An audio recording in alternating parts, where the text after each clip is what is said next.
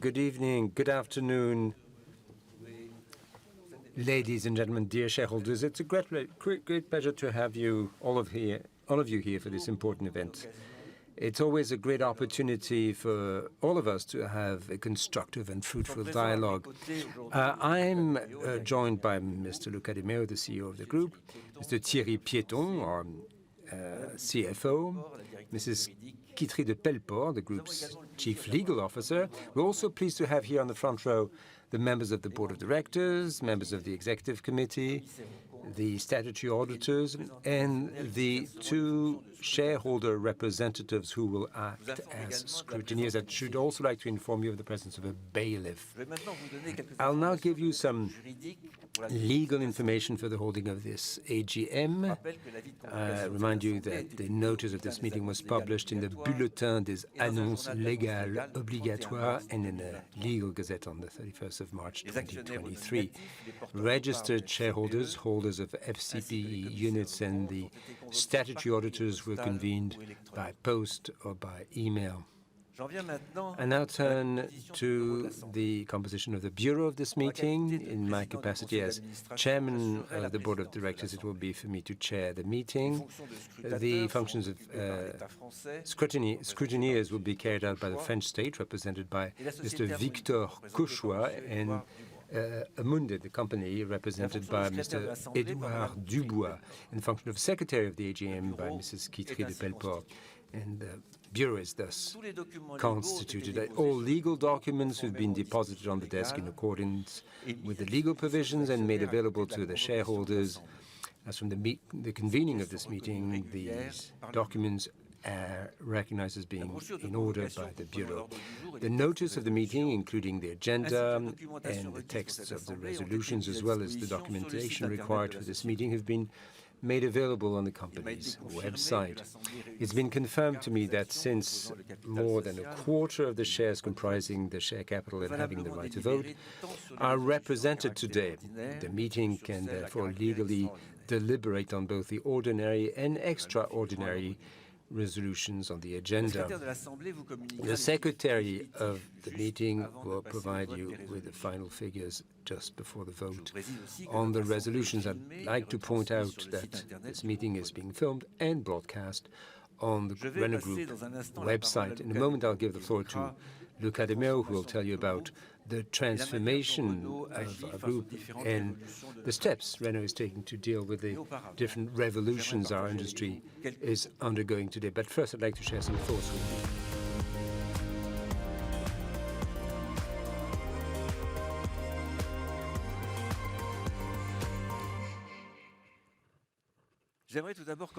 I'd like to start by highlighting the exceptional results we achieved in 2022.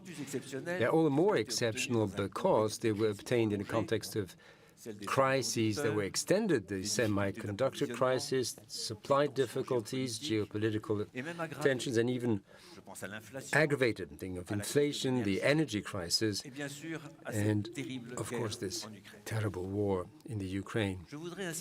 I'd like to express my gratitude to Luca and the Renault Group's teams and congratulate them on these results and more generally on their achievements which have exceeded all expectations. I'd also like to thank you, dear shareholders, for your constant support over the last few years, even though some observers were skeptical about our ability to bounce back. The paying out of a dividend, even if it's still it's still a modest one, is a tangible sign of our recovery, which allows us to look to the future with confidence and determination. What strikes me about the company's achievements is that they are remarkable in terms of both quantity and quality. In a few moments, Thierry Piéton will remind us of the figures that reflect the scale of our performance. Yes, I would like to mention the qualitative aspect, which ultimately is the way in which these results were achieved. In the face of so many headwinds from all directions, Renault Group has shown agility, resilience, and solidarity. It's been able to build on the foundation of its raison d'être, which, as you know, is the spirit of innovation found at all levels of the company. Our corporate purpose also states that we believe in responsible progress that respects everyone and that we're fighting to ensure that mobility can be shared by everyone. Our idea is to create the conditions for a fair transition à la Renault, because, if I may say so, this is in the company's DNA. Now, this was the theme of the 4 sessions of our Corporate Purpose Committee, whose recommendations for a fair transition were presented to the board this very morning. All of this has made it possible for us to work in a calm environment in spite of the difficult circumstances. What better proof could there be of this than the success of the employee share ownership plan, which proves how much confidence the teams have in the company's strategy. I'd like to say a few words about our governance, which I'll discuss in more detail during the AGM. All these achievements would have been impossible without the trust that exists between the board of directors and top management. And that is indeed one of the reasons why I've asked Luca to join our board, a decision that we will submit to your vote later on. And finally, of course, we must talk about the alliance. Many people doubted our ability to give it a new lease of life after these crisis years. The decisions announced in January last year clearly showed our willingness to accelerate the sharing of resources in terms of common platforms, electrification, batteries, or indeed electrical architecture. The agreement reached between Renault, Nissan, and Mitsubishi on the 6th of February takes the same logic further. It also aims to maximize value creation for all alliance stakeholders, from operational projects on the one hand, such as those being launched in Latin America, India, or Europe, be it pickup trucks, new SUVs, or electric vehicles, or even the circular economy. On the other hand, this agreement also allows for greater agility so that partners can join new initiatives that will reinforce the company's strategic plans, including Renault and Mission Ambition 2030. The areas of collaboration open up the possibility for Nissan or Mitsubishi to invest in Ampere, the Renault Group's electric vehicle and software entity in Europe. But they can also become customers of Horse in the field of low-emission hybrid and internal combustion engines, ICE technology. And finally, the agreement is based on the rebalancing of cross-shareholdings and strengthened governance, which gives the alliance a fresh impetus and allows it to make this promising new start. A reinvigorated alliance, a rehabilitated group, these are the concrete achievements I'm pleased to share with you today. But the group has not just been turned around, it's preparing for the future and has got off to a head start. And the future is set in a new environment marked by the beginning of what some are calling deglobalization, which calls into question supply chains and logistics chain, the accentuation of the economic shift towards Asia. You can clearly see the power of Asian countries in the electric mobility value chain, as well as an exacerbated tension between the major military industrial powers. All of this adds up to even more uncertainty, while we simultaneously have to face the environmental challenge, the demographic challenge, the urbanization challenge, as well as the technological and ethical challenges linked in particular to the way in which new technologies such as artificial intelligence are used. The question for a group such as ours is how to face the future by becoming even stronger, more responsive, and more agile. As you know, Renault Group has decided to evolve its organization by once again being innovative, which has enabled it to develop a new approach. In a moment, Luca will tell you about the philosophy of this evolution towards a more open group around different ecosystems with the support of different partners, a pioneering response adapted to new businesses and new value chains. Ladies and gentlemen, this is the fifth AGM I have the honor to chair. 4 years is a short time, but that is how long it has taken for our world to change radically. What does the world of 2018, before the COVID crisis, before the supply crisis, before the inflation of raw materials and energy, before the war in the Ukraine, what does that will have in common with the world of 2023? 4 years ago, I agreed to become chairman of Renault in a complicated context with this wonderful company. In 2019, priority was to take emergency steps and avoid the implosion and bankruptcy of the Renault Group and the alliance. In 2020, we had to stay strong and rebuild the company's fundamentals through the Renaulution strategic plan built by Luca and his teams. In 2021, our turnaround had already become a reality. As for the year 2022, it is both a culmination, the confirmation of our bounce back, and a new beginning towards the new automotive generation and towards a more concrete and offensive alliance. During these 4 years, the pillars of the group have been patiently built up. A strategy focused on product and brand value, strengthening the made in France axis, a 360-degree view of innovation, a CSR policy that combines social, environmental, and economic performance. The establishment of agile ecosystems, preparing the skills of tomorrow, and the definition of a new organization. So, all the decisions we make are based on these pillars. And among the many illustrations, some achievements are particularly symbolic. A little over a year ago, we officialized our agreement with Valeo to develop and produce a new generation of electric motors in France without using rare earths. And last April, we announced that our partner, Vercor, would reserve most of the electric batteries produced in its upcoming Dunkirk plant for Renault Group.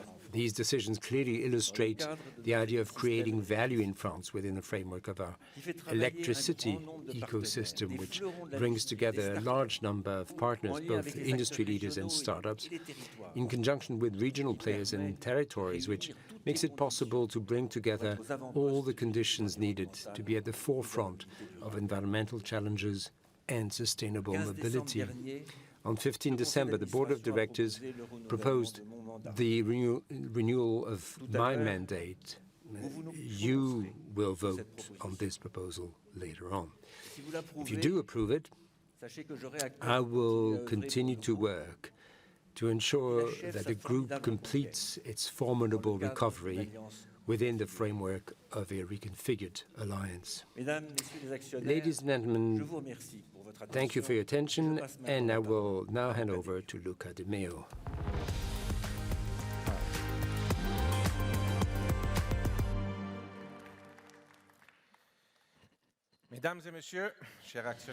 Ladies and gentlemen, dear shareholders, welcome. When you know that when you have come safely out of the storm and things are going better, it's certainly time to say thank you to those, as I said to Jean-Dominique, to those who did not desert the ship. So today I really think it is time for all of us to say thank you, for me and for the whole of the management team of Renault to say thank you. Thank you for your confidence, and thank you for standing by the Renault Group during these very difficult months and years. Since we last met a year ago, I must say the landscape has changed a lot. I think we have finished for good with a very dark chapter in our history, perhaps one of the deepest crises the group has ever known. Remember that we were losing tens of millions of euros every week in 2020, a loss of 8 billion for the whole year. You may remember that the Renaulution plan included 3 phases: resurrection, renovation, and revolution. Today, there is no longer any doubt about it. This plan is working. The record results that we announced a few weeks ago confirmed that the first phase, resurrection, has been duly completed. With a profitability of 5.6%, the group achieved one of its best profitability figures over the last 20 years. In just 2 years, we have generated more than 2 billion euros in cash, and that is more than we were able to do in the 10 previous years. And as you know, we managed to do this in an environment, as Jean-Dominique was telling you, that was worse than anything that we had seen in several decades. I'm thinking, first of all, of the inflationary context, which came with a very hefty bill for the group, an impact of 3 billion euros. There have also been many difficulties with worldwide supply chains. And then, of course, there was a crisis in Russia, where the group was very much exposed. And many people said that this would be the final blow for Renault. But actually, in just 6 months, we were able to more than compensate for that shock. This is a clear sign that our ship now has the capacity to move forward even in stormy weather. And this is the result of a truly admirable mobilization of the women and the men of the Renault Group. And I would like to say once again how very proud I am to have been with them in this adventure for now a little over 2.5 years. The result of all of these efforts is that we have been able to take the company to another level entirely in terms of performance. Excluding fixed costs, we recorded the highest margin per vehicle in 10 years in 2022. Compared to 2020, it was a 40% increase on our margin. We also pushed the utilization rate of our factories to almost 100% in H1 of 2023.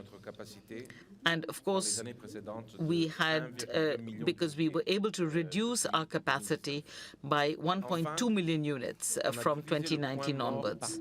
Finally, we were even able to reduce our break-even point by half, and this is something that Renault had never done before.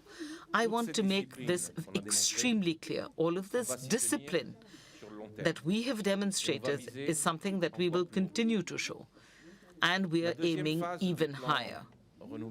The second phase of the Renaulution plan, renovation, concerns our products. And that phase too is well underway, I can assure you. What has happened actually is that we have put the product back at the heart of the company. We worked very hard, all of us together, on quality, and we raised it to a level that had never been measured in this company before. Above all, we have prepared what is going to be the best lineup that the group has had for 30 years. We have 18 launches coming in just 3 years, from 2023 to 2025. This, I do believe, is going to give us a huge boost, because we managed to turn the group around while we were in a rather weak product cycle.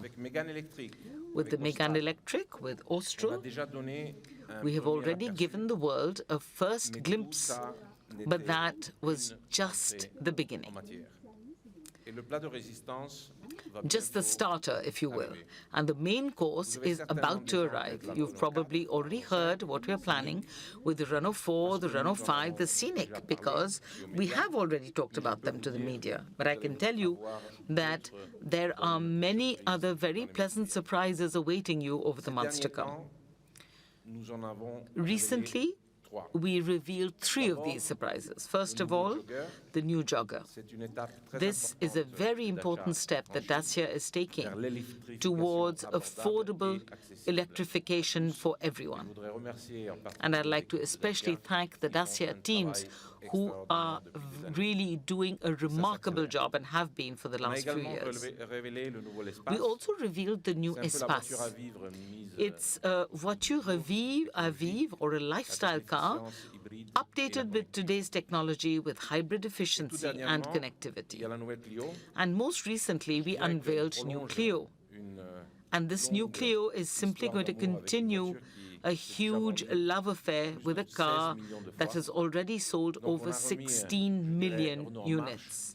So we have got Renault back on track. Of course, I do also include the fresh impetus that we have given to the alliance, and which Jean-Dominique has told you about. Today, we are doing more than just closing a chapter.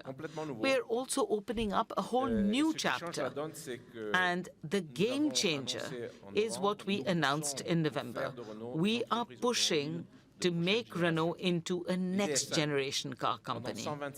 The idea is quite a simple one. For 125 years, car makers have only had to be good at one sport, based around the value chain of ICE cars. And today, new value chains are growing out of this one, a bit like branches on the trunk of a tree. Electric, software, new mobilities, the circular economy. All of these actually represent new and completely different sports. The most logical thing to do, therefore, is to ensure that we have specialized teams for each sport, rather than asking everyone to do a little bit of everything. There is also a second principle at the heart of our revolution, which is the choice of an approach that is horizontal and ecosystemic. In mature technologies and stable markets, scale and efficiency are the mantra, and this is something that I've been hearing for the last 30 years. But what happens when technology evolves extremely fast and demand becomes volatile, as is the case today?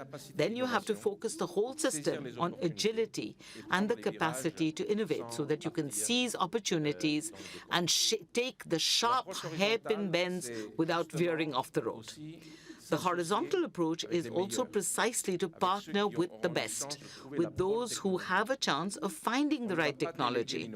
We are not going to delegate innovation. No way. Nor are we, on the other hand, going to think that we can do everything by ourselves. What we are doing, actually, is to co-develop, co-create. This allows us to de-risk, to share investments, and to expose our teams to the most innovative organizations throughout the value chain and throughout all value chains.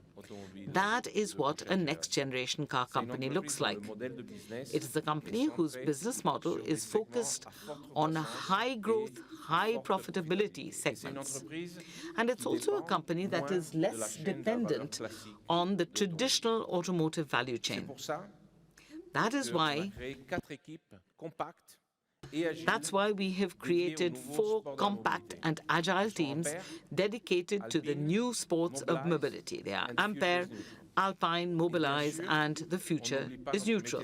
And of course, we've not forgotten our traditional business, which is represented by Horse, which is going to be a leader in internal combustion engines, and also by Power. Thanks to the increase in its product range, Power, which is our traditional activity, will ensure very positive and increasing results in the coming years. Another thing that must also be made very clear alongside this logic of specialization, the group must remain one single group.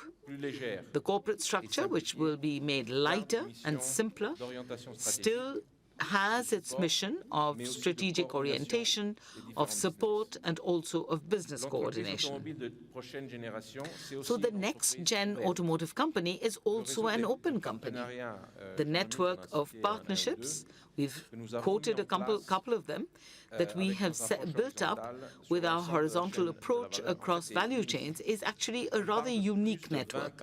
We are talking about more than 20 partnerships here, signed since 2020, and we're not going to stop there, I can assure you. The group now works closely with the very best in all sectors. The aim of all of this is to put Renault back in a position where we can aspire to the leadership in many sectors. So far, we have been forced to play the game of resilience. We had to ensure our survival. From now on, we're going to be aiming at the top. We are choosing to be bold and innovative because the very fast-paced changes in our industry, we believe, represent a unique opportunity for us. Any company that succeeds in negotiating these bends well will have the opportunity to take the lead in this industry.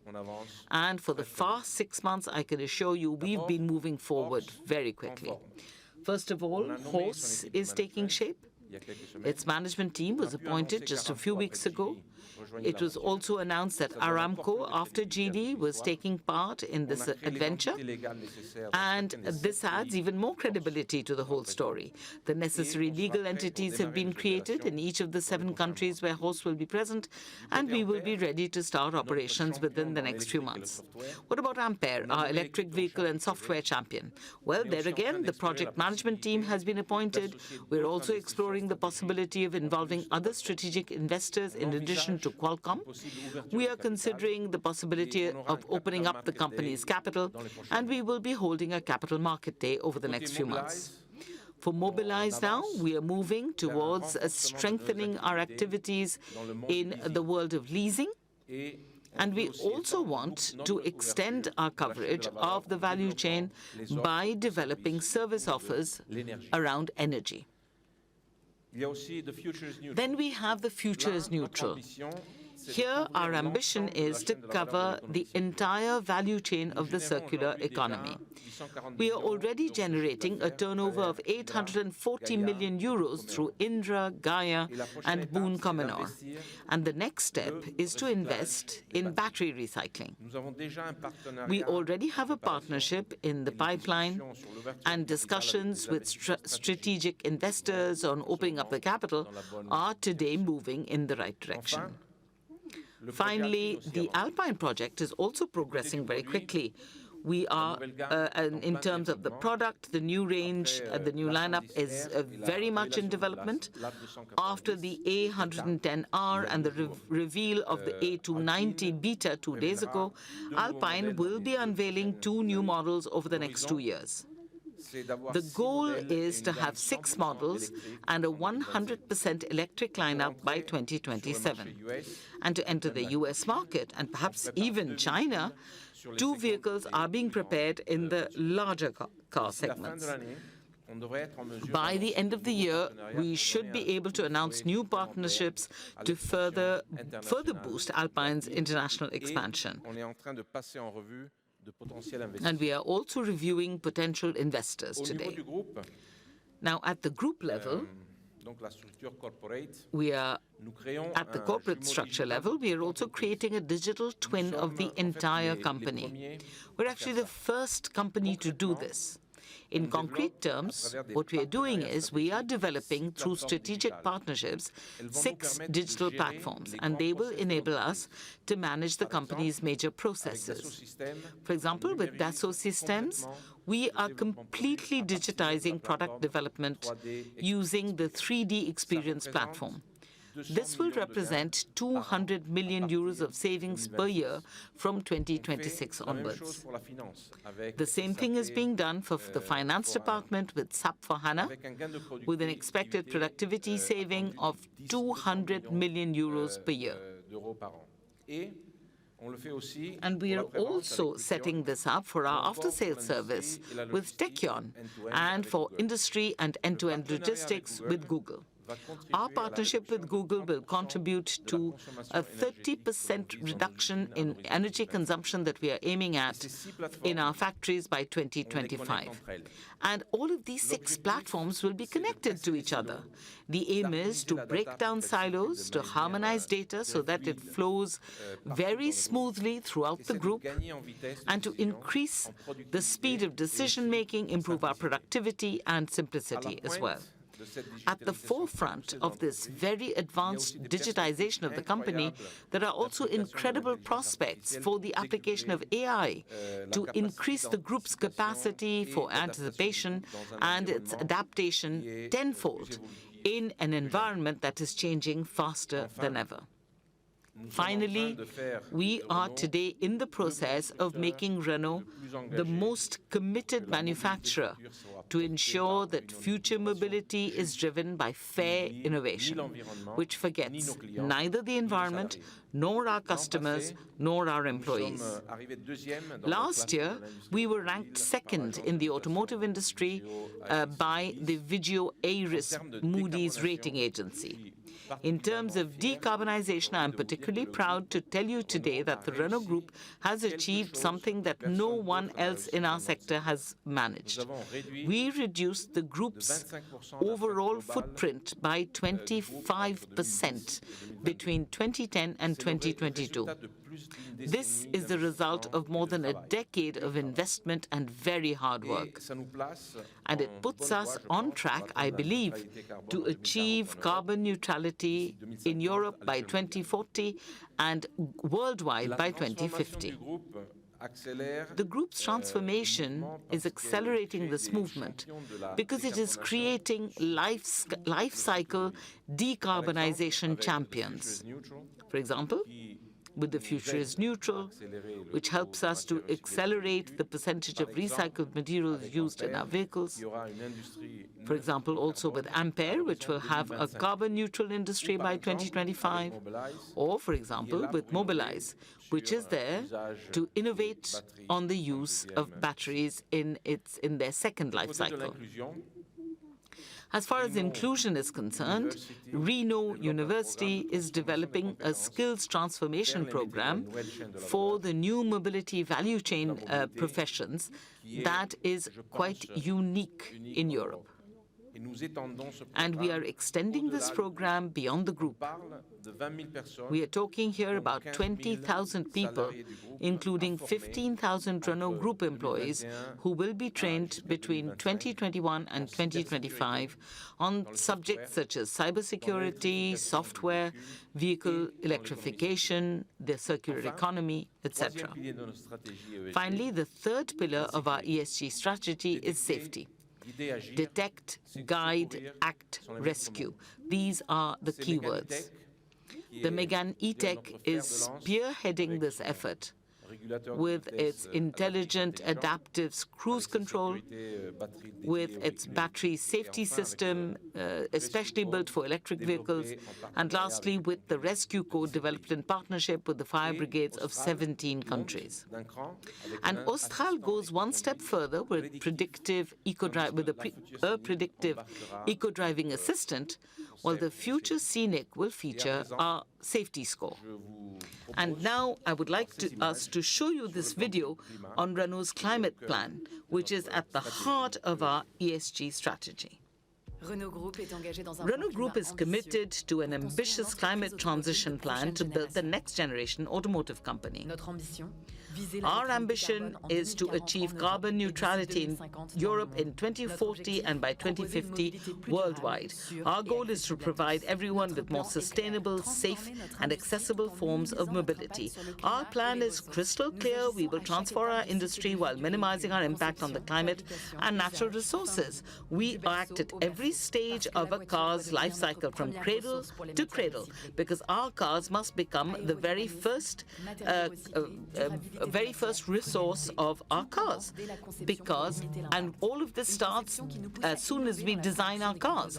It's going to help us to ensure that our whole supply chain can commit to better traceability with all of our partners that make it possible for us to accelerate so that everything can be more high performance, low carbon very quickly, and with a logistics chain that is more efficient and that is linked to the transport of parts. A plan that is going to also apply to our manufacturing processes, especially thanks to our plants that will be carbon neutral in Europe. A plan that has been that's been thought up to ensure that in Europe all of our cars will be 100% neutral, and we are doing all we can to ensure that we can become the European leader for hydrogen mobility and of its ecosystem. But we are thinking of a more durable mobility. Sustainable mobility also means increasing the life cycle of our cars and thinking of the retrofit and onboard technologies. Lastly, we are strengthening our leadership to ensure that we can ensure that recycling is done from car to car.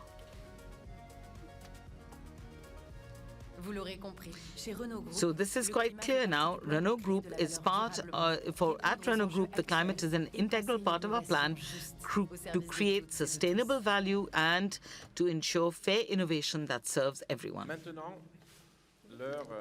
So now it's time to execute the transformation of the group.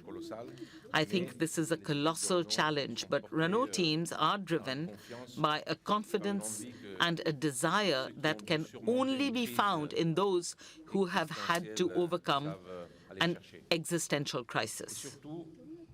And most importantly, setting up a new car business model is a challenge that actually only comes around once in a generation. And I must tell you that what really gives me the greatest pleasure at a daily level is to feel the pride that the people of Renault have regained in their company. Also, this is also true because they see that the way people see Renault has changed. And in fact, 40,000 of them bought Renault shares through the employee share ownership plan that we launched in November. And we can also see in all the surveys that we carry out that confidence in management has risen by almost 30% since 2020. This is a sure sign that something has changed. Renault has started to believe in Renault again. And with that belief, I do believe we can go very far indeed. Later on, ladies and gentlemen, shareholders, you will be asked to appoint me to the board of directors, to give me your trust. But I would like now to thank you again for the confidence that you have shown in us over all these months.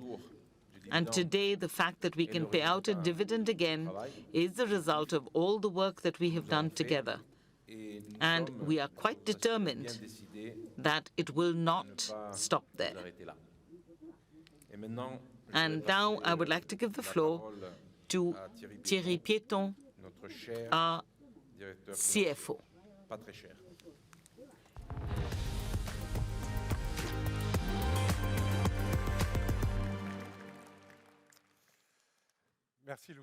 Thank you, Luca.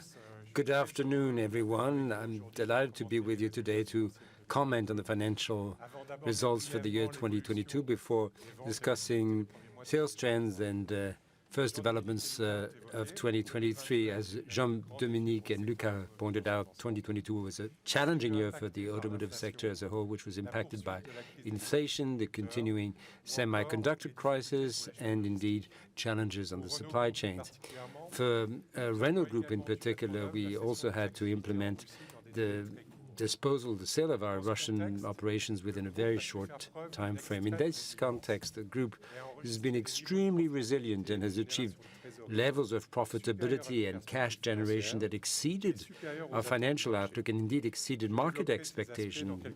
I will elaborate on these aspects in a few moments. But before commenting on the financial performance, I'd like to remind you that the disposal of our Russian operations has significantly impacted our financial statements in 2022. I will not comment in detail on the figures presented on the screen, but I think it's important to recall that the net result of discontinued operations resulted in a non-cash loss of 2.3 billion euros, which was recognized at the end of the first half of 2022. And so to allow for a like comparison, the 2021 figures you will see in this presentation have been restated to present a comparable basis excluding Russia.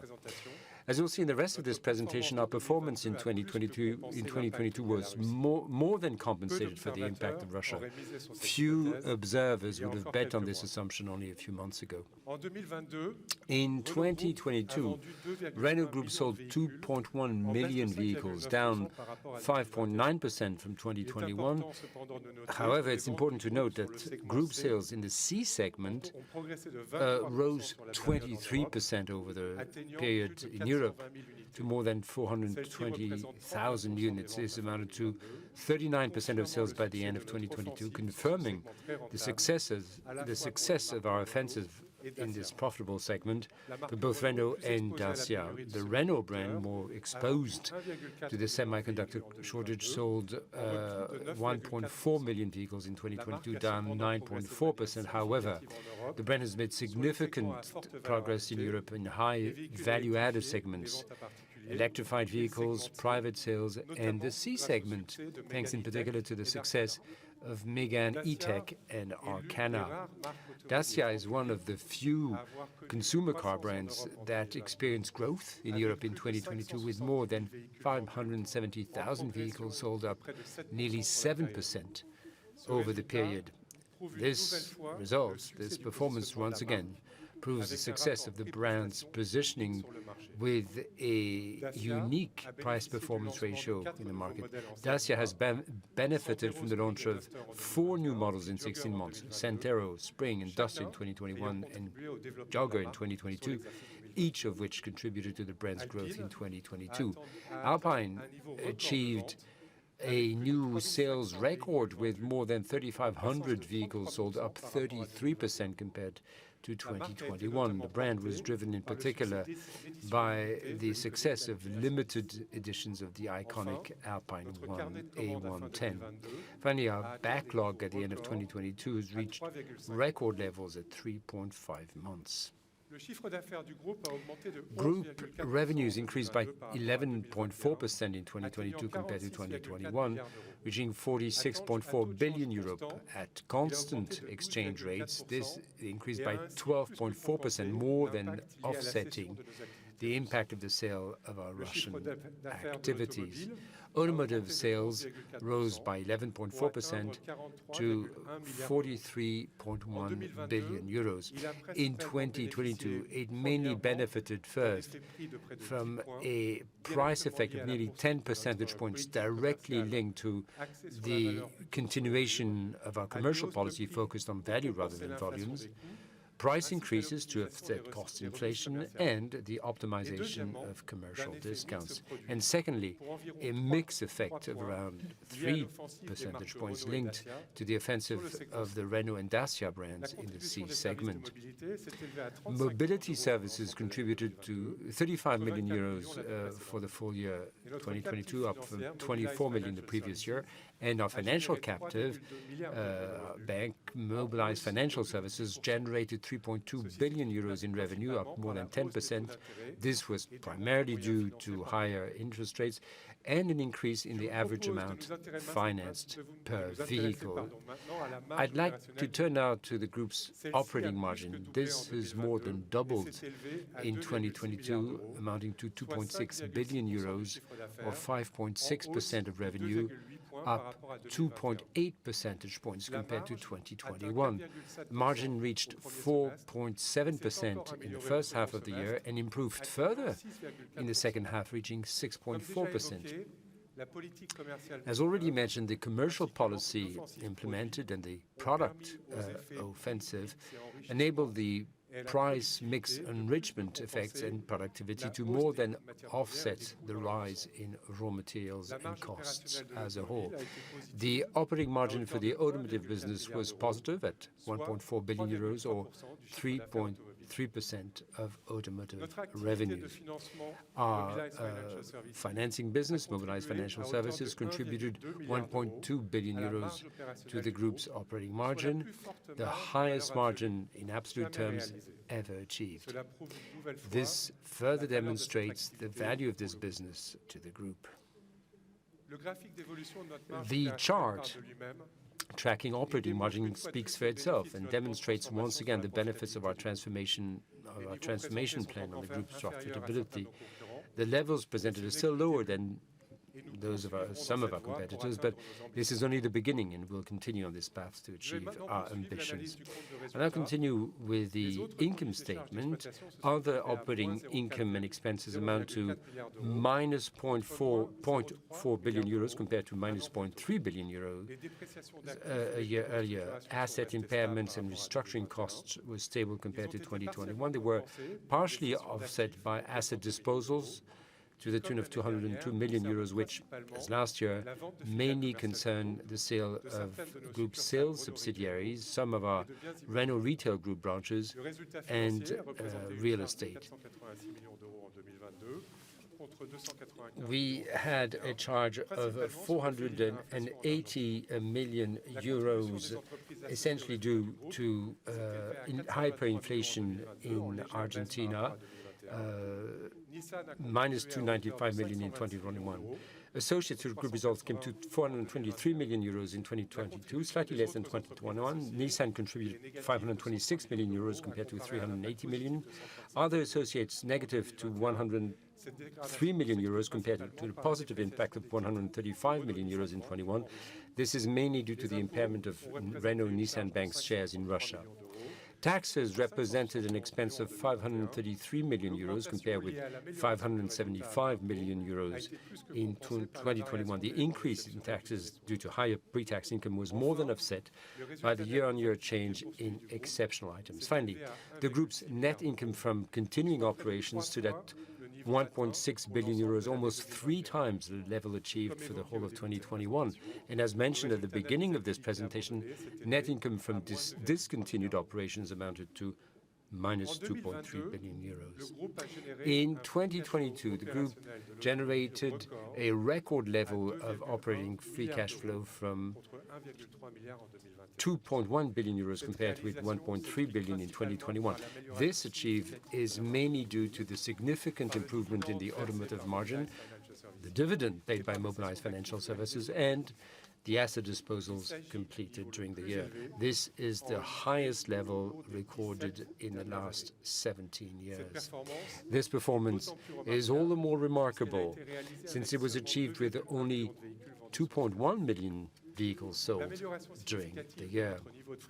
The significant improvement in our level of operating free cash flow also enabled us to return to a positive net financial position for the automotive segment. It reached 549 million euros, an improvement of 1.6 billion euros.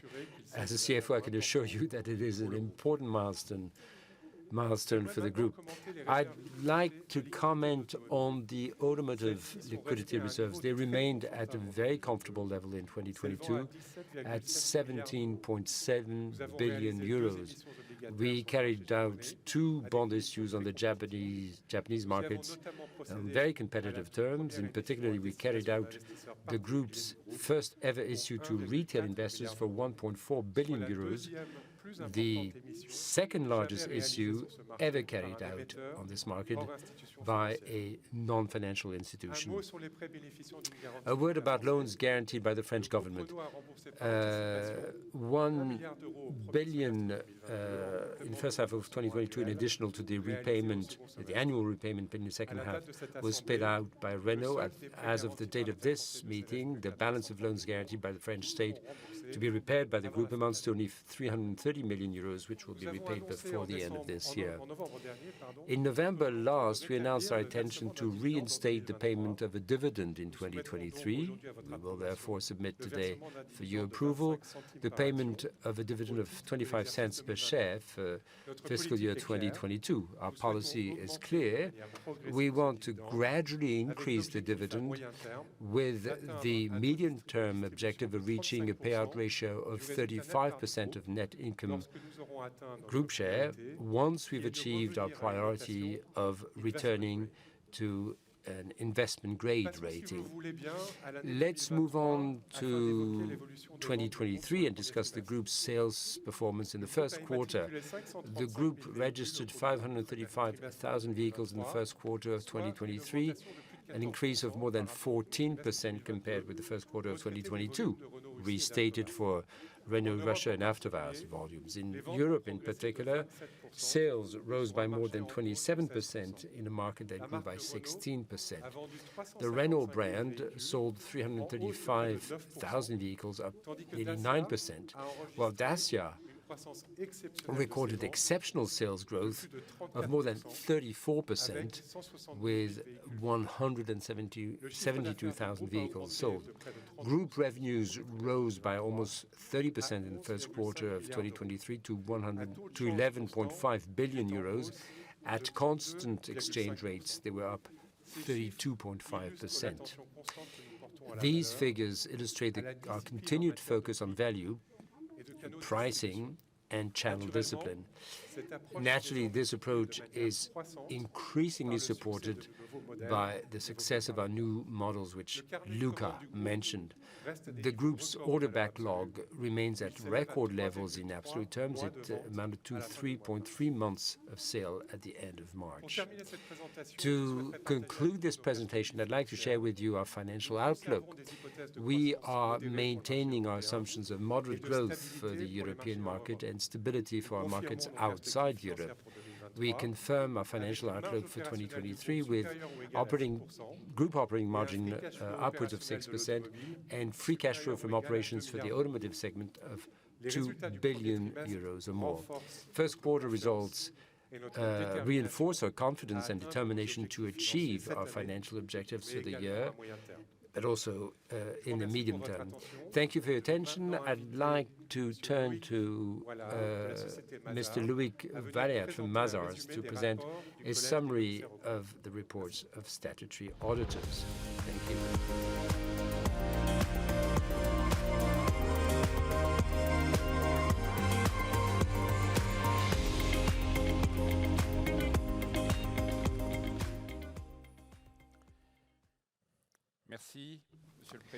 Thank you, Mr. Chairman. Good morning. Good afternoon, rather, ladies and gentlemen. On behalf of the Board of Statutory Auditors, I will present to you a summary of the reports prepared for your attention. These reports have been made available to you and are included in full in the notice of meeting for this general meeting. For fiscal year 2022, we issued 5 reports that cover the annual accounts, the consolidated financial statements, remuneration of equity securities, related party agreements, and finally 1 report on a transaction relating to the share capital. In our first report, we certify without reservation the financial statements for the year ended 31 December 2022. In addition, in keeping with regulation, we produced in our opinion reports, we elaborated on the key points of our audit of the annual and consolidated financial statements of Renault. For the annual accounts, this is the valuation of redeemable shares. We have also issued an unqualified opinion on the 2022 consolidated financial statements of Renault Group. The key points of the audit brought to your attention in relation to these consolidated financial statements are 4 in number. First one, the recoverable amount of assets in the automotive sector. The second concerns the method of accounting and the recoverable amount of Renault's investment in Nissan. The third concerns the calculation of expected losses on sales financing receivables. And finally, the last one concerns the treatment as discontinued operations of the Renault Group's disposals in the Russian Federation. For each of these items, we reviewed the accounting methods, the accounting methods applied, and satisfied ourselves as to the reasonableness of the estimates made by Renault. For the ordinary general meetings, we issued 2 additional reports. The first report relates to redeemable shares. In this report, we certified that the elements used to calculate the variable remuneration of these securities are in line with the issue contract. We also certify the figures taken from the group's consolidated financial statements. The second report relates to related party agreements.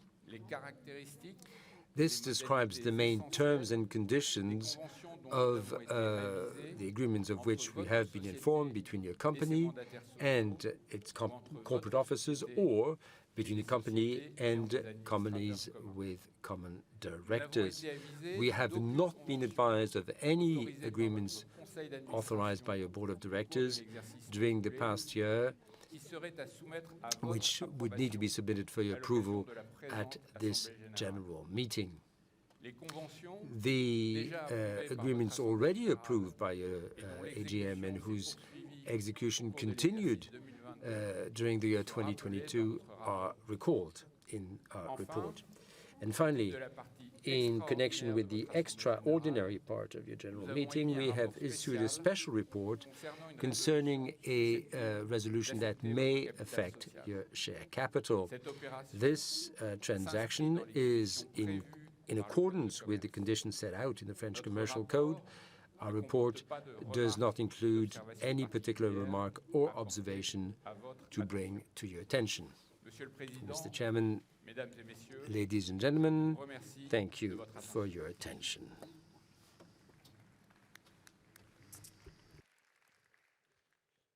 Merci beaucoup, Monsieur Valard, pour cette présentation concise, mais néanmoins précise.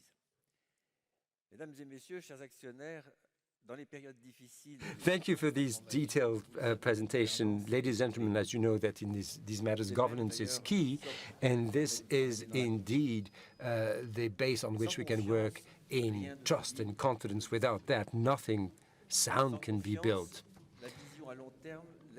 Without trust, you manage things on a day-to-day basis. Without trust or confidence, no sustainable performance can happen. And this form of confidence has been with us all of last year and has been indeed for the past 4 years. And I would like to take this opportunity to thank members of the board. I would like to thank them for their faultless commitment and their constructive, positive approach. But I should also like to highlight the trust between the board of directors and top management, each, of course, in its own role, but with the same common objective, which is the success of Renault Group. We work hand in hand in full transparency and simplicity. And that enabled us to move a lot faster than some observers might have imagined. I would also like to pay tribute to the presence of Luca de Meo, who has been a permanent guest at our board meetings. Luca has been a very, very valuable support to the board, and that is why I asked him to join it. I'm now going to hand over to Mr. Pierre Fleuriot, who, as our lead director, provides the board and myself with invaluable assistance, and who, as chairman of the Governance and Compensation Committee, will now present to you the results of the work of the board of directors and the compensation policies for corporate officers. I'm going to give the floor now to Pierre.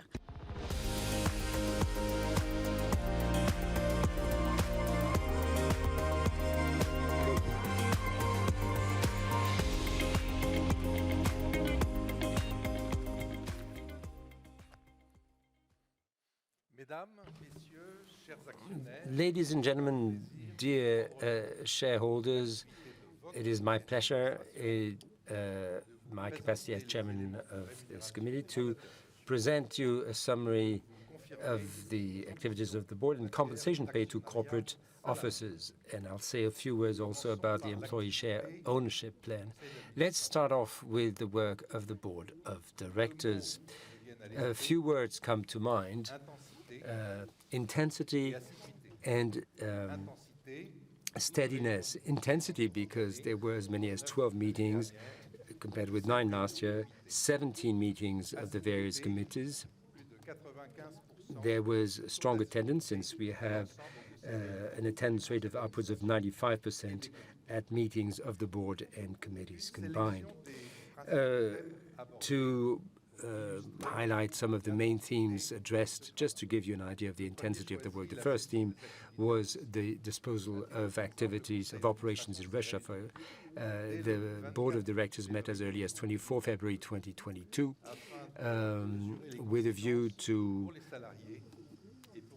assess the consequences for our employees and indeed for operations due to the situation in the Ukraine.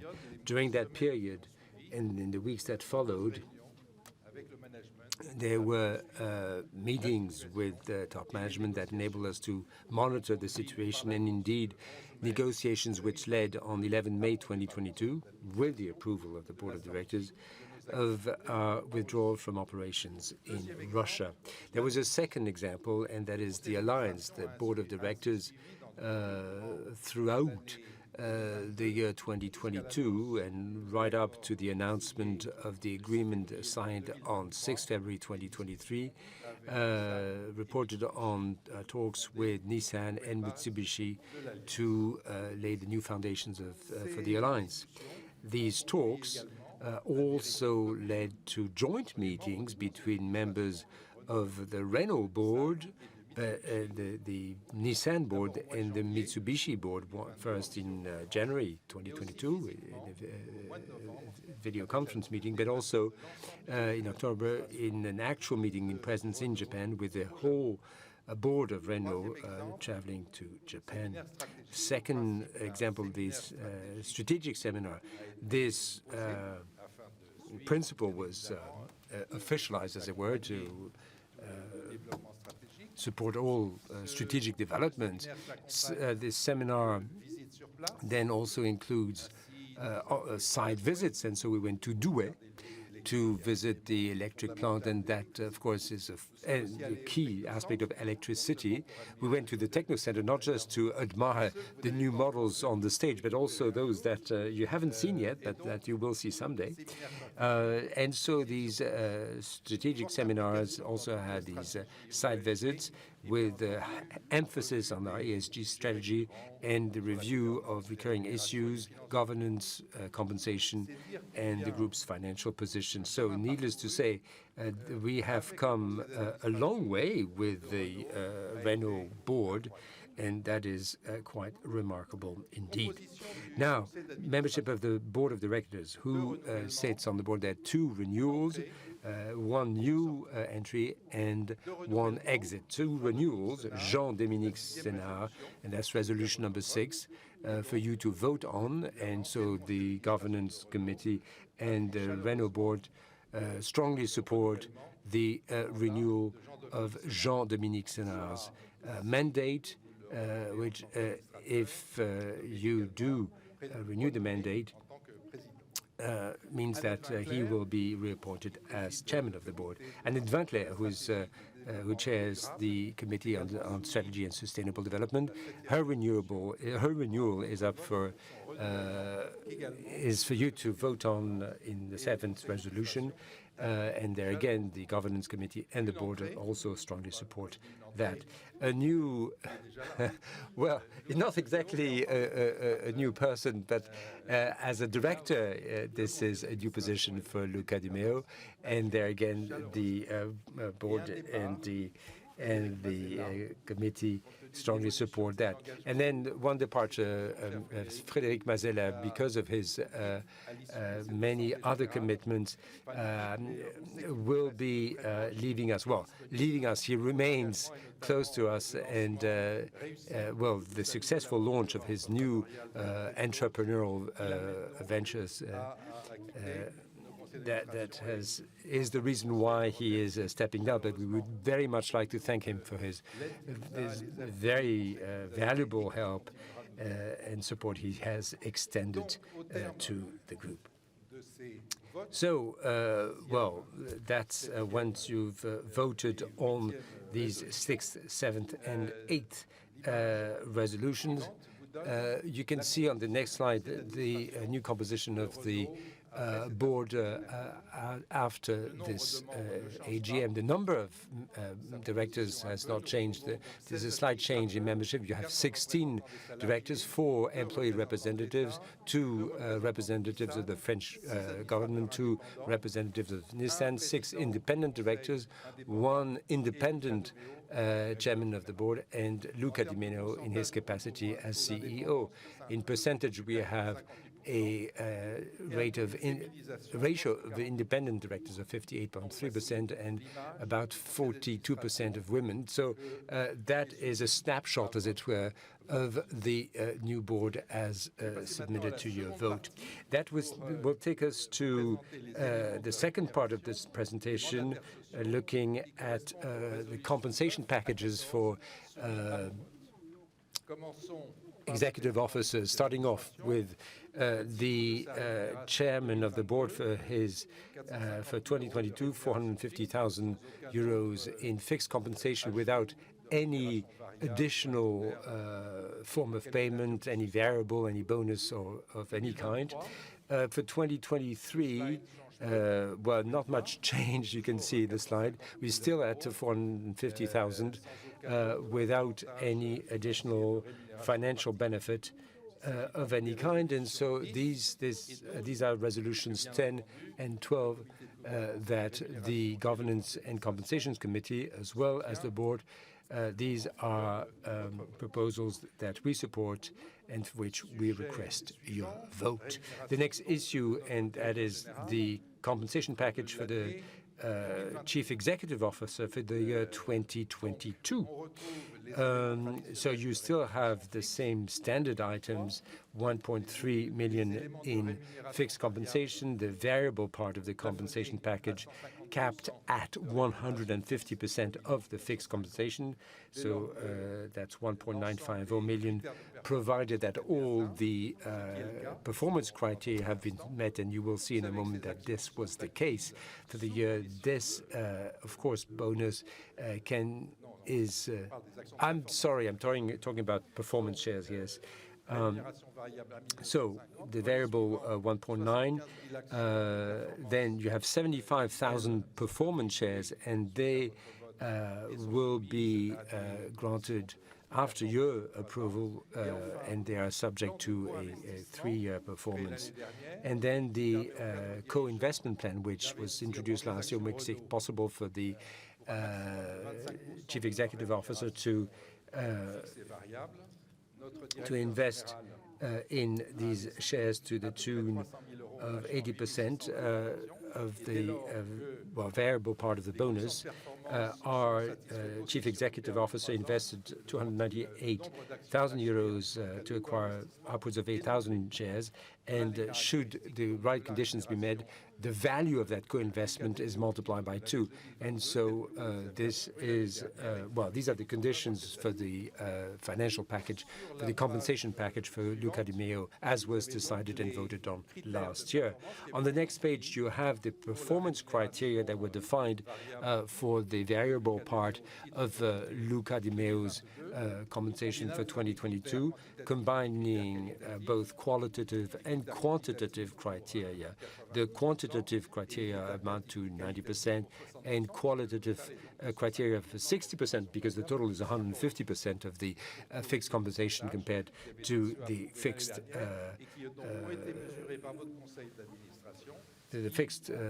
compensation. And you can see the figures are there, and the board was able to note that all the objectives were met.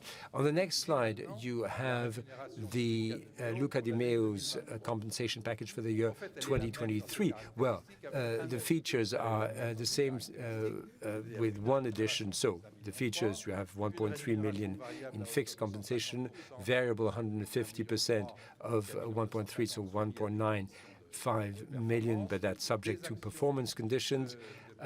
Performance shares, 75,000, and a co-investment plan capped at 25% of the fixed and variable compensation package. The additional thing is an additional 30% in performance shares. So the way it works, well, this is subject to, of course, the actual implementation of the transformation plan in the year 2023, and that will be assessed at the end of this year, and this additional 30% either will be paid out in Renault shares, and so there would be 22,500 Renault shares added to the 75,000 performance shares in the traditional plan, or should the Ampere IPO occur before the end of the year, then Mr. Luca Di Meo may, assuming the strategy has been properly implemented in 23, then Mr. Luca Di Meo would receive Ampere shares the same value of the Renault shares. The criteria for these the criteria are over 3 years. So the criteria are the same. Well, if it's Renault shares, it will be the same as the 75,000 Renault shares. If it is Ampere shares, substituted for the 22,500 Renault shares, so that would be the Ampere performance criteria, net income, cash flow, and total shareholder return. But that will be, of course, assessed at the end of the year. Now, so 2023 is basically identical to 2022 with this additional 30%. It's, by the way, not just Luca Di Meo who gets this. This will apply to all executives in Ampere and Renault involved in the transformation of the strategic plan. We shall now continue. You can see now the criteria for the variable part. Well, the same criteria apply, and I see no changes here. So it's the same criteria as last year. The weighting is 90% for the financial criteria and 60% for sustainable development. And you can see that sustainable development itself is 40%, strategy is 10%, and customer satisfaction is 10%. And on the next slide, you have the other performance criteria that apply to the performance share plan and co-investment. And that is only one change, and this is criteria number 2, which is the net financial position for the automotive sector. It used to be net cash flow. Investors do not like us to use the same criteria for 2 performance indicators. So instead of free cash flow, you use net financial position, but that comes more or less to the same. In any case, you have this criteria with the weighting on the right-hand side, no surprises there. And that takes us to the next page. And here we are. And there are no surprises there, because that's exactly the same indications as last year and as the previous year. Ever since Luca joined us, the departures, compensation, non-compete clause, etc. So no changes. And that takes us to the next issue, and that is the compensation of members of the board. That has not changed compared to last year. There's a fixed part as member of the board and members of the committees. There's a variable part, which is attendance, and this takes to a theoretical maximum amount, assuming 100% attendance, as you have on column number 3. There is a fixed amount for chairing a committee, and there's an additional bonus for the lead director.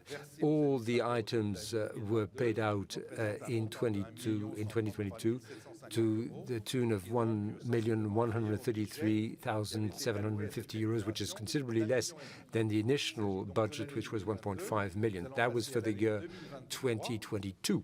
Now, for the year 2023, well, it's the same as the year 2022, and this is subject to your vote under resolution number 14. And now it is for me to highlight our ambitions for employee shareholdership. You may remember that initiative was stepped up last year with a new program, which included 2 items: the allocation of free shares to all employees, 6 shares per employee, and a second plan which enabled employees to buy Renault shares at a 30% discount. And for the first 2 shares purchased, there was a topping up of 3 additional shares thrown in. So there were 6 free shares and then 6 additional shares for 2 shares purchased. And so 95,000 employees got these 6 free shares, and in addition, and 40,000 actually took advantage of this offer to buy shares at a discount with free shares thrown in. And so that took the percentage of employee shareholdership to 4.7%, and this is in line with our commitment to reach 10% by the year 2030. And so our ambition is to renew the same plan in 2023. Now, should the additional 30% of performance shares related to the implementation of the strategy in 2023. Well, the similar amount, 30%, well, an identical amount, will be then given out to employees. Thank you. I'll give the floor back to our chairman. Thank you very much, Pierre, for this presentation. And your consummate art of presenting very simply some very complex information. It's very appreciable. So shareholders, we're now going to move on to a very important part of our AGM that you have been awaiting as impatiently as we have. This is the live Q&A session that we are happy to be able to hold this year. Before we begin our discussion, I would like to inform you that the answers to the written questions sent to us by mail by some shareholders are available on our website. Quitterie de Pelleport will give you some instructions to ensure that this session goes smoothly. In order to allow as many of you as possible to express your views, we'd be grateful if you could keep your questions direct and short and not go beyond 1 minute. We ask you to remain seated and to indicate by raising your hand that you wish to ask a question. Hosts and hostesses will then come and hand you a microphone. I will let you know when you can speak. I would now like to hand over to the chairman for the Q&A session. So before giving you the floor for your first question, I'd like to remind you that the Shareholders Advisory Committee and the Shareholders' Day, which was held on this year on the 5th of April, are very important forums for exchanges and discussions. During this day, we were able, with Luca to discuss the group's activity and to have a direct dialogue with a number of shareholders. I hope that we can hold several of these meetings, and I hope that they will continue to be as lively as was the case this year with a site visit. And I suggest that we should show you some of the footage shot on the occasion of the Shareholders' Day. Bonjour à toutes et à tous. On est vraiment ravis de vous avoir et les relations que nous pouvons avoir extraordinairement, j'allais dire, ouvertes et transparentes sont toujours une richesse. Vous êtes, avec les collaborateurs de Renault, les deux grands piliers structurants de Renault. Nous le ressentons au quotidien. Ça me fait très plaisir parce que je sais que vous êtes très proches de nous et il y a beaucoup d'entre vous qui sont des passionnés d'automobile. Donc il faut nourrir ces traditions entre nous, gens qui aiment l'automobile. Au vu des éléments qui nous ont été donnés, on ne peut qu'être confiant dans la stratégie, surtout dans l'évolution de la révolution qu'on vit actuellement dans l'automobile. On part sur une nouvelle feuille de route avec de nouveaux produits, des nouvelles technologies, une nouvelle façon de penser l'automobile. Ce qui va vraiment changer la donne, c'est la métamorphose de Renault en entreprise automobile de nouvelle génération. Évidemment, on est très motivés. J'ai autour de moi une équipe très très forte, très solidaire. L'entreprise automobile de nouvelle génération, c'est un modèle beaucoup plus agile qui permet de s'adapter aux nouvelles tendances du marché. La transformation du groupe telle qu'elle a été pensée par M. Desméo et ses équipes apporte beaucoup de lisibilité sur les différentes activités du groupe. Et je pense que ça peut être qu'une démarche positive qui va apporter un vent de renouveau. On voit les résultats de la Renaulution, on voit la résurrection de Renault, des marques et notamment de la marque Alpine. Nous avons rencontré des collaborateurs très engagés, passionnés, extrêmement compétents sur leur métier. C'est extrêmement enthousiasmant. Nous sommes tous émerveillés par la capacité de rebond et extrêmement confiants pour l'avenir. Je ressens la fierté des équipes de Renault partout où l'on va dans le groupe. Je ressens même la fierté des regards dans la rue. Ça nous fait du bien.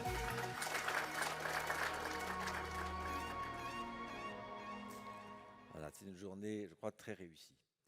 So that was a very successful day. Now, to start the Q&A, let me start with a question that was sent in by a shareholder, and then we'll take some questions from the room and questions that we get through the chat. On the internet, we decided that we should keep this chat, this means of communication that was set up during the COVID period. Hello, ladies and gentlemen. We did understand the organization strategy and you admire it. We have understood the originality of your electric strategy, but I have a question. Why are you making so much effort on e-fuels? Well, that's a very current question. Let's give the floor to Luca so that he can answer.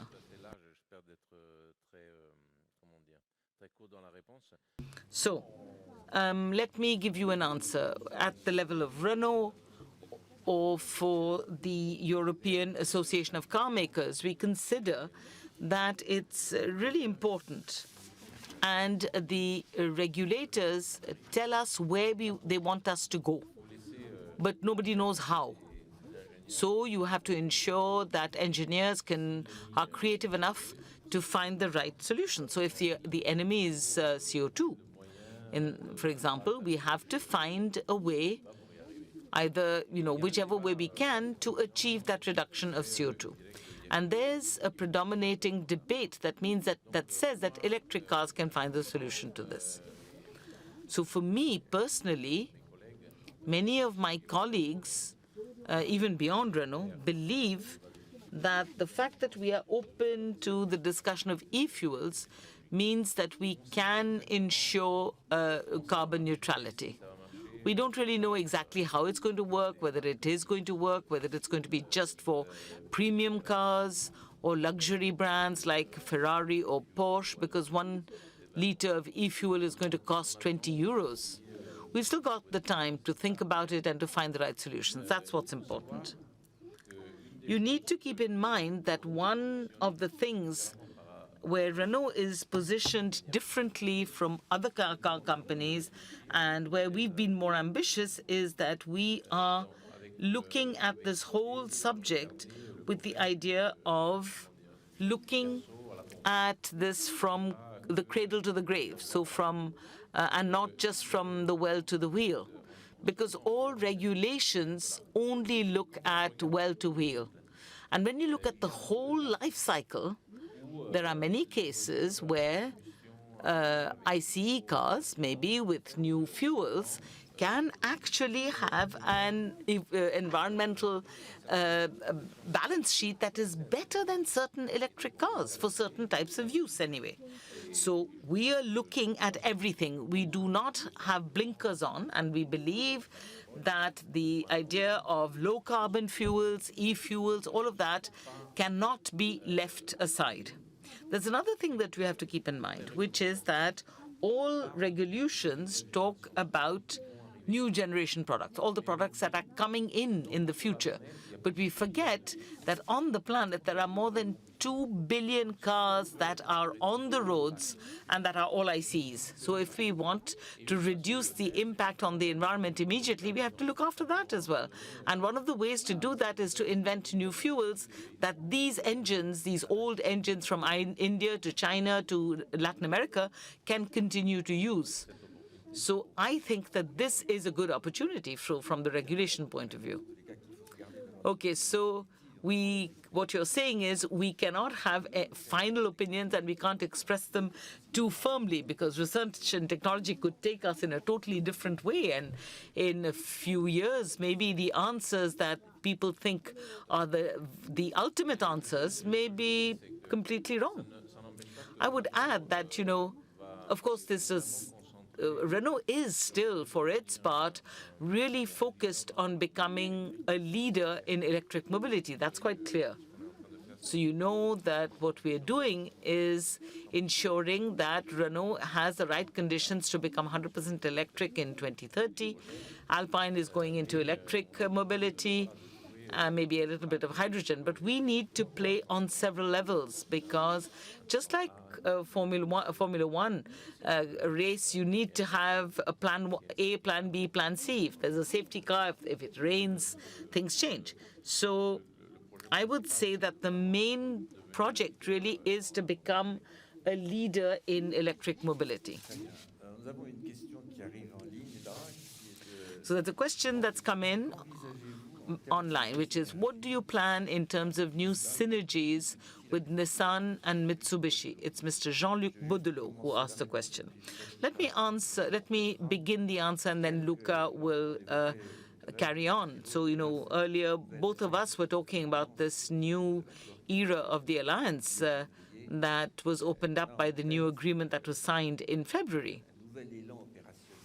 We believe it's going to be a fresh operational impetus. In fact, there would have been no new agreement if there had not been a clear desire for Renault and Mitsubishi and Nissan to launch new industrial operations worldwide. So no matter what happens, where we are all based, Latin America, Europe, India. These are the three main examples where we know that we are going to be creating a lot of value. And we told you about that not very long ago. Now, beyond this, it's quite obvious that the Ampere and Horse projects obviously do have a role to play in this landscape. And we know that Nissan and Mitsubishi will be joining Ampere and their clients of Horse. So that's a lot of synergy, a lot of operational synergies. Luca de Meo. Well, you've already laid out a lot of things, but I think that we need to keep in mind that the agreements that we've made, that we've signed, are actually agreements at three levels. And it starts because at the base of all of this, we have at least 10 projects in which we found a common interest in working,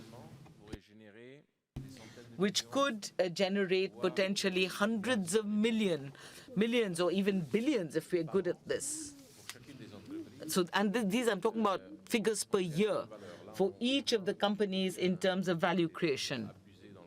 You know, there's this word, synergy, you know, which everybody has used and misused for so long. So there's synergies, there's possibilities of creating value. So keep in mind that this agreement we signed in February has really reactivated the business arrangement between Nissan and Mitsubishi and Renault to a level that we hadn't seen for years. And so, as the chairman was saying, on the one hand, it's an opportunity for us to create Horse with other partners because it has become extremely urgent for us as a European company which has to face very, very quick and very severe regulations that's pushing us towards electric cars. But at the same time, we will have so that will give us a possibility to work with Nissan and Mitsubishi on Ampere. And on the other hand, it might help us rebalance things. The idea of this is to come back to a position where we have a relationship between these three companies that's quite normal. And that's going to make us, help us to be more serene, more tranquil, and at an everyday level to work on different projects. Things are going pretty well. We've already set up some very good things with Mitsubishi. We've proposed a product to them for Europe. Nissan has announced that they will be building a car in Douai, an electric car with us. We're going to be doing things together in India that we'll be able to go into more detail about in the months to come, and in Latin America as well. So from an operational point of view, really, this is going to boost all three companies, and that's what's most important. We want to be focused on business with Nissan. We don't want to go into politics. We don't want to meddle in any highfalutin strategy or anything. We want to have a very pragmatic strategy, a very pragmatic approach, and we're going to make good business with them. Yes, I think that that's very clear, says Jean-Dominique Senard, because everyone's understood that one of the central aspects of this agreement is to do away with all the frustrations that both sides had, that really, people were cold to each other because they didn't trust each other.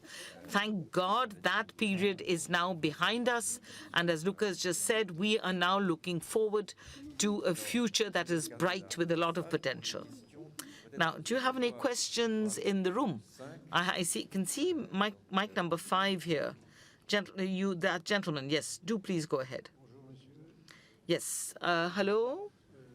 Ladies and gentlemen, I'm an individual shareholder, and I have been for several decades that I bought in cash. Nobody matched my contribution or gave me cash. But I'm losing money on both sides because I'm a shareholder in both French automotive groups. I remember being shocked in 2018 by the payments to the CEO and the chairman at the time, 5,000 performance shares with a huge salary, and that was 10 million that was added to the 5 million annual salary. That was 15 million. But at the time, the share cost 100 euros. And at the time of Mr. Louis Schweitzer, when we bought our shares in Nissan, 44%, I believe it was. Today, you are reducing that to 15%. Fine, I understand. I understand that the Japanese were annoyed because they didn't have shares in Renault's capital, whereas we had almost half of their shares of their capital.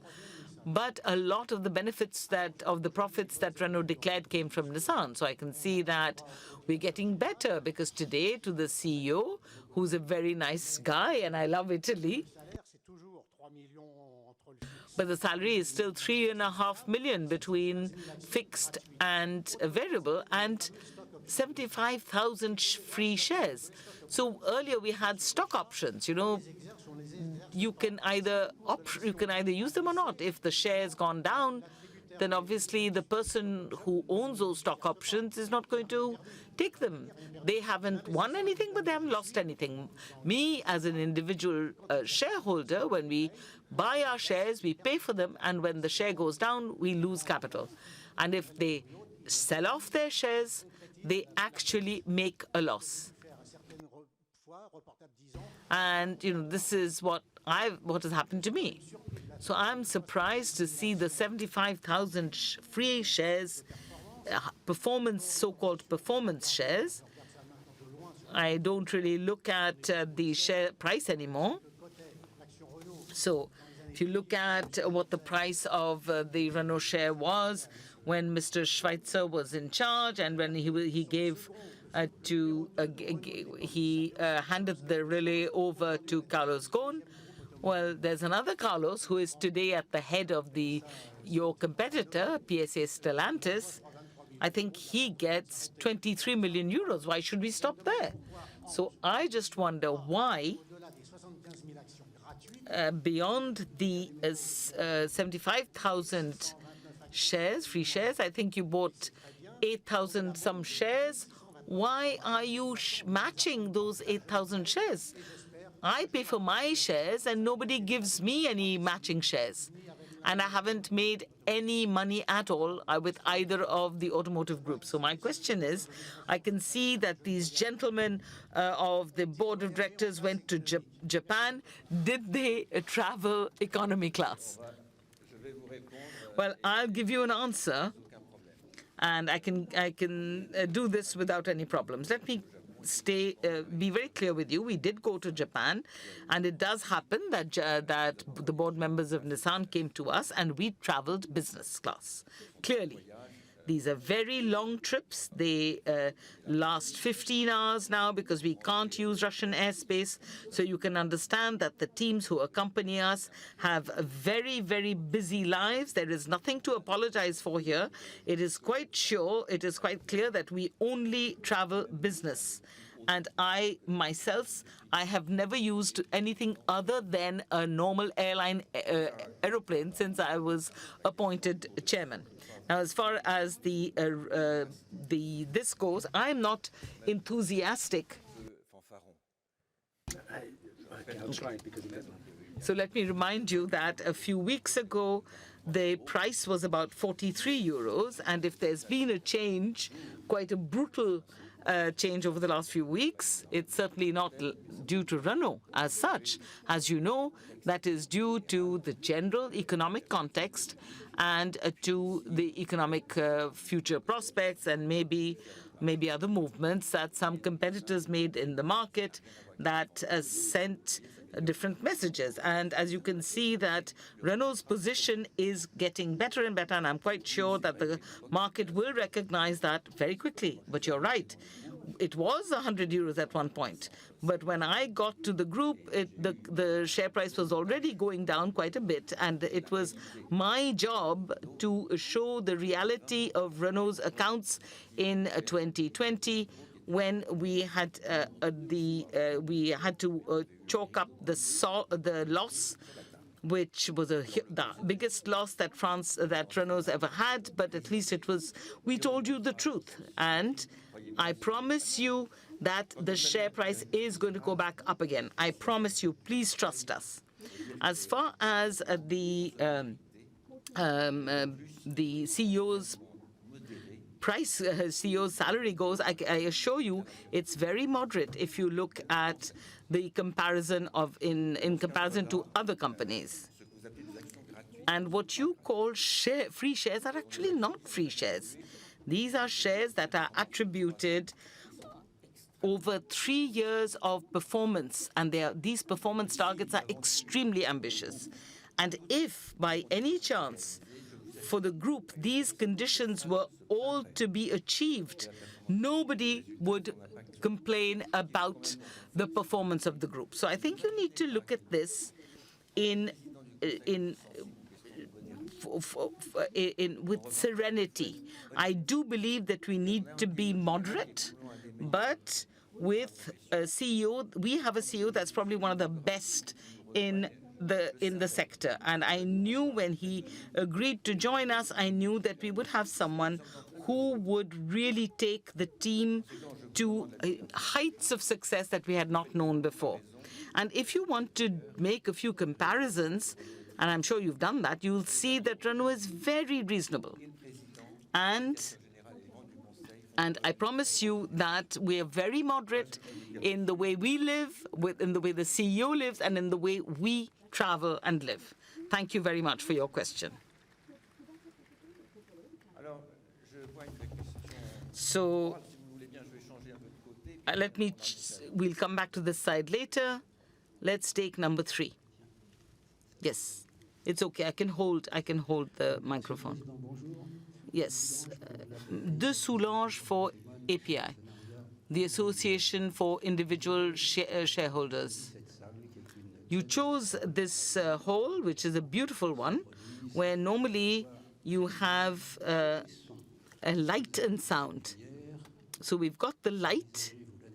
Do you plan next year to also give us the sound of these beautiful models? That's what I mean. So my question actually concerns the fact that a company, as we've understood, cannot be summed up in figures, even though those figures are important for the market. It is made up of men and women, or women and men.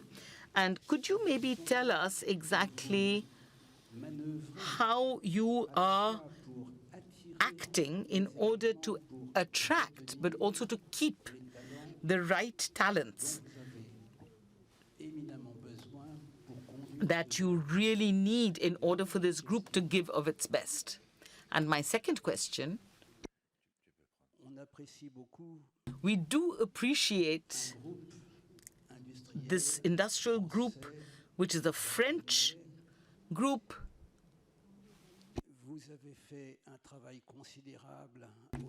Partnered with a Japanese company. You've done a lot of good work for the governance.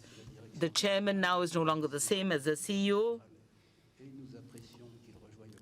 Although we are quite happy for the CEO to join the board of directors, you have a lead director.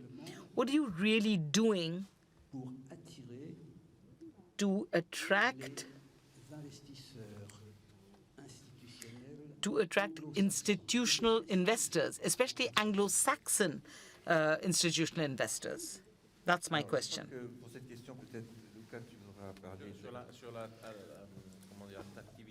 Yes. Now, for attracting of talents, let's start with that. I think François Roger, who is our human resources director, would probably be able to answer much better than I would. But I think, frankly, let's not forget that Renault is a glorious company. When Jean-Dominique called me, I started my career in Renault, and I had always had a very, very positive idea of the culture of this company and of the company in general. So I think that we are among the most attractive companies in this industry. And the automotive industry is actually quite an attractive one for many categories of people. I believe that people want a company that has a clear history, that has a clear plan for the future, and they look at the dynamics of the company and see whether it has potential. And when I arrived a couple of, 2.5 years ago, we were all deep in trouble, all of us together. And I kept hearing, people in Renault kept telling me people are leaving, people are switching companies. And now I feel that we've turned that around. And I think that we are receiving people from the other side now. Success attracts people, so we need to continue. If you want to attract talent, you have to succeed. There's one angle that's important for us, and I think that is clearly within the tradition of Renault, which is, now they call it ESG, the social or the labor part, the fact that we pay attention to the community, that we pay attention to the environment. So for a company like Renault, I think it's a huge opportunity for us to position ourselves, because younger generations are extremely sensitive to the ethics and the environmental attention of companies, and the kind of attention that companies pay also to the social questions. And that's in the DNA of Renault. So that's why it's not something that we just put into a brochure to present it during our AGM or our financial results. We've really placed it at the heart of our system, because we are quite convinced that this is what will make the difference. This will give us the competitive edge, even on the recruitment market. And I may never have told you this, but in 1990 or 1991, I wrote my thesis, and my first one was on business ethics. There was nothing at the time. Even in Europe, really, ethics was not something that nobody really cared about. There was it was no fun. But my concept, which is a very basic one at the time, is that there is a correlation between the value and the competitiveness of a company and its ethical and moral qualities. So I have believed in this for a very long time. And I'm very comfortable in Renault with Jean-Dominique and with our teams, because I believe that we all have the same sort of moral vision that I believe will attract new recruits, especially of the younger generation. Yes, I think I can add to what Luca has just said, because it is thanks to his concept of the way a company should be managed, and his way of delegating responsibility to people is really one of the elements that really pushed us to recruit Luca. That's why I recommended him so intensely to the board. And I said that at the beginning. This was one of the major criteria that I had in mind. So, and,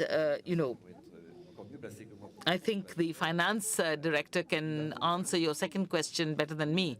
But we are not having any difficulty in attracting Anglo-Saxon and institutional investors. In fact, they seem to be very attracted to us right now.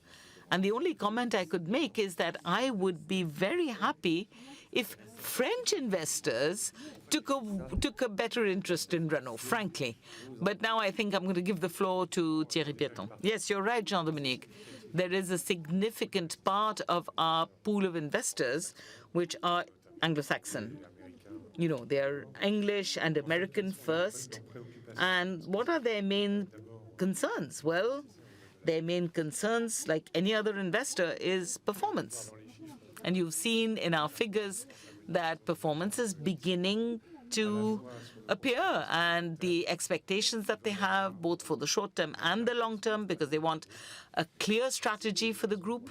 That's one of the reasons why we held this event in November. We had this Capital Market Day to explain our strategy, and the Anglo-Saxon investors that we want to attract primarily are those that have a long-term strategy with Renault. And so we are making a lot of efforts to try and explain exactly how the group is going to evolve, and to convince them of the performance that you can see today is already improving, and we want to convince them that it's going to continue to evolve with a structural evolution as well in the future. They're also very much interested in the ESG. Notre communication sur tous ces éléments-là. So we have this on, they can see the difference in our governance, in the figures that we've chalked up over the last few years as well. So their ethical and financial expectations are there. So we need to communicate very clearly about what we're doing. So part of that communication is being done through regular events like the fact that we publish our results quarterly and half-yearly. We also have a very, very active communication plan with investors. Last year, we met about 2,000 investors over the year, and we took part in conferences on the automotive sector especially. We held road shows in the US. Typically, we go with the investor relations team who is here, and with Luca and some of the members of the management team to the US. We do that quite regularly. We go to London even more regularly to meet these investors and explain to them the work that we've already carried out and the work that we are planning to carry out, so that they know exactly where we are going. So this is something that is going quite well, because as Jean-Dominique told you, if you look at the makeup of our shareholding over the last few months, you can see that Anglo-Saxon investors have really ramped up. Unfortunately, we haven't seen the same progress from French investors. So we have to also do what we can to solve that problem. Thank you very much. So that was clear. I'd just like to add, says Mr. Senard, that beyond all the work that we've done with worldwide investors, your chairman, that's me, and our lead director every year also meet with investors very regularly in terms of to explain our governance to them. And we are really out on the road very, very regularly. Okay, let's continue. Let me go on the other side and take number 4 now, if you don't mind asking your question. Yes, thank you very much for taking my question. I have a question concerning the buyback of shares. You said it was not to give back the profits to shareholders. So why aren't you doing that? You said that you talked about the shareholding plan for employees, but you've bought back a lot more shares than you are giving to your employees. So why have you bought back so many shares? Okay, thank you very much. Why are we not buying back shares just for our employee shareholding?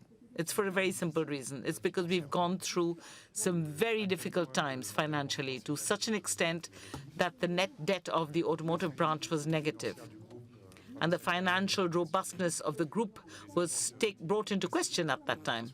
And the rating agencies brought down our score, which means that it makes it much more difficult for us to raise money from the market, to take loans from the market, and it became much more expensive to do that. So our short-term aim is to reestablish the financial robustness of the group. And in order to do that, we've got to be able to reinvest a lot of the capital that we generate into the development of our new activities, the development of our new vehicles, and all of that, rather than to pull out cash from the scope of the group to pay our shareholders.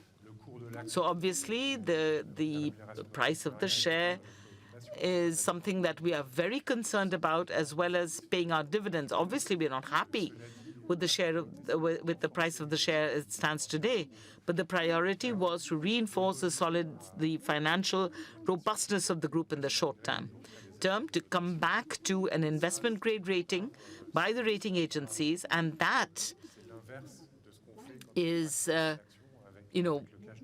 is something that doesn't happen when you buy up shares with the cash of the group.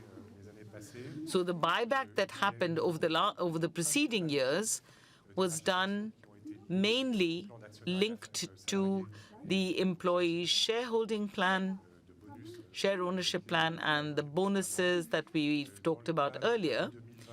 For 2022, we set up what we call a liquidity contract with an external bank, whose aim is to limit the volatility of our share price by giving the capacity to a banking establishment to carry out operations in our name on Renault shares. So this is something that we set up last year. And most of the CAC 40 companies do the same thing. The advantage, of course, is to ensure that the share price doesn't go up and down too much.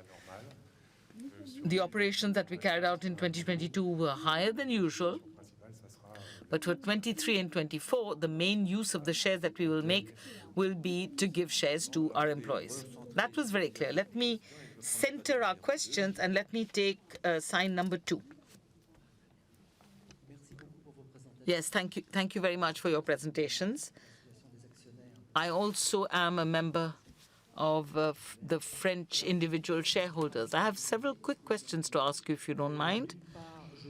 First of all, I'd like to know what was the future of the automotive industry in France? What is Renault's position concerning the decision taken on the 14th of February 2023 by the European Parliament to forbid any ICE engines for any new cars built from 2025 onwards? And I'd also like to know what is the truth, what is the reality of the market, these Chinese electric cars that we are going to see from the first quarter of 2023. So, we keep hearing about this, and the media talk about the market being flooded with Chinese electric cars. And also you talked about battery recycling with your investment in the future is neutral. So what is your first resource for electric batteries? One last point as well. I saw in the documents, and you've emphasized this a lot, this is one of the key figures of the performance of 2022. It's your operating margin and the famous free cash flow of 2.112 billion in 2022. So you started from a net profit of the automotive activity in 2022, and then you came back down, and then given the investments carried out in 2022, that's about 2.2 billion, I believe, 2.2 billion euros net, because there was 400 million euros of divestments. So that gives you 2,119 million euros. So this is automotive activity. So what is the impact of the flows from activity that's been interrupted? Because you have a net profit of 2.3 billion euros negative for the activities that were halted in 2022. I presume that is really Russia. That really concerns Russia. Thank you very much. Thank you for your answers. Thank you for your question. So I think maybe our CFO can answer the last question. Yes. In terms of the free cash flow, what you said was completely right. We are talking about the net result of continued activities, and we correct that by non-cash nets. We deduct investments that have been done. We add on the product of divestments, and we add working capital requirement, and all of this leads to 2.1 billion of income cash generated for 2022. Now, for the 2.3 billion of net profit on discontinued activities,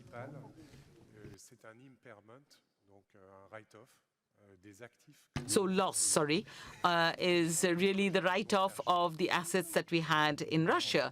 So it is a non-cash expense. So there's very little cash impact of our stopping of our activities in Russia. If you look at the variation of the net debt of the automotive branch, on the right-hand side of the free cash flow, I think you have about 165 million of negative flows for discontinued activities. That's it. So that big element of 2.1 billion, which is non-cash, that's the depreciation of tangible and intangible assets that we owned in Russia. So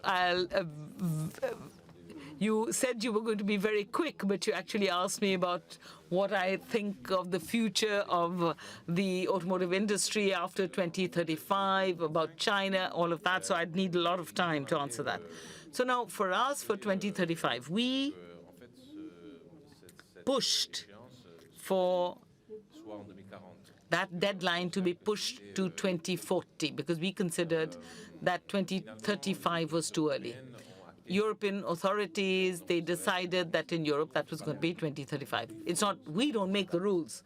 We just have to adapt to follow them, that's all. So I can tell you, privately, but 2035 is a huge challenge, but we have to manage it. So that's why we are pushing on electric cars, because given the way the rules have been built today, it's only through electric cars that we'll be able to completely decarbonize our lineup. We talked about the opportunity with the new fuels, the e-fuels and all that. I think that's good news because it gives us a bit of a breathing space. But we don't have a choice. We have to do it. And Europe is the only region in the entire world where we have such a stringent objective with such a short deadline. But we just have to live with it. As far as China is concerned, this is a very serious question. The potential that Chinese car makers have, especially for electric cars, is very important. I believe we can match them technologically. I believe we can make cars at the same level as Chinese car makers. But what we need is time. You need to keep in mind that China came to electric cars one generation before Europeans. And they did organize themselves with the values chain and all of that, from the sourcing of raw materials, with total control over the mines, then processing and refining of the materials, of the metals, and right up to making the batteries. They put in the right infrastructure and they boosted the market, where you now have an internal demand for 6 to 7 million electric cars, whereas in Europe the demand is about 1 million. So what we want is, firstly, a little bit more time, so that during this ramping up period we should be supported or protected in a way from unfair competition that would make our lives very difficult while we are in this transitional phase. And I believe personally that we need to find the right conditions, to have a level playing field. So when Europeans went to China, they had certain conditions. It worked. We all took advantage of it. I think our Chinese customers also had a good deal, I believe. So now that we're going to start importing Chinese cars into Europe, the rules have to be more or less the same as the rules that were imposed on us when we went to the Chinese market. They have a good advantage. They make good cars. There's a certain control of the whole ecosystem that's already been set up.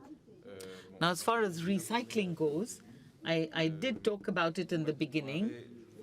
So to come to a point where for recycling, for us in Renault, we have one advantage. We started making electric cars over 10 years ago.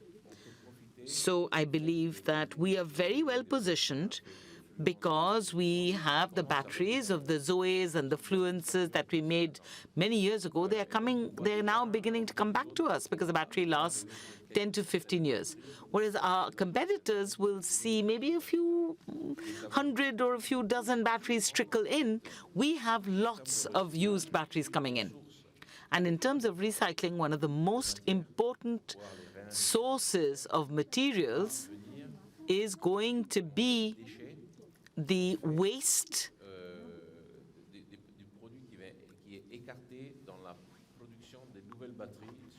from all of the products that are going into the gigafactories that we are setting up to make batteries.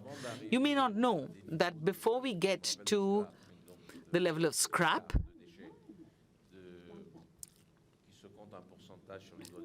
which is, a very small percentage,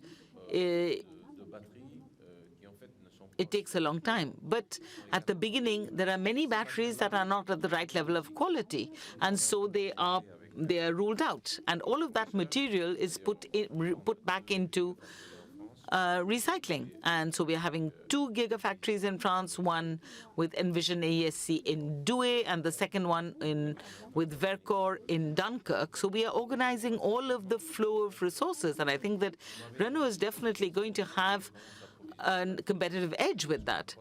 And you asked me what are our sources for batteries. I've already mentioned the first 2, and the third one is going to be a relationship that we've had historically with our friends in LG, who are in Korea, that we brought into the automotive sector 15 years ago, and with whom we've always managed to work very, very closely.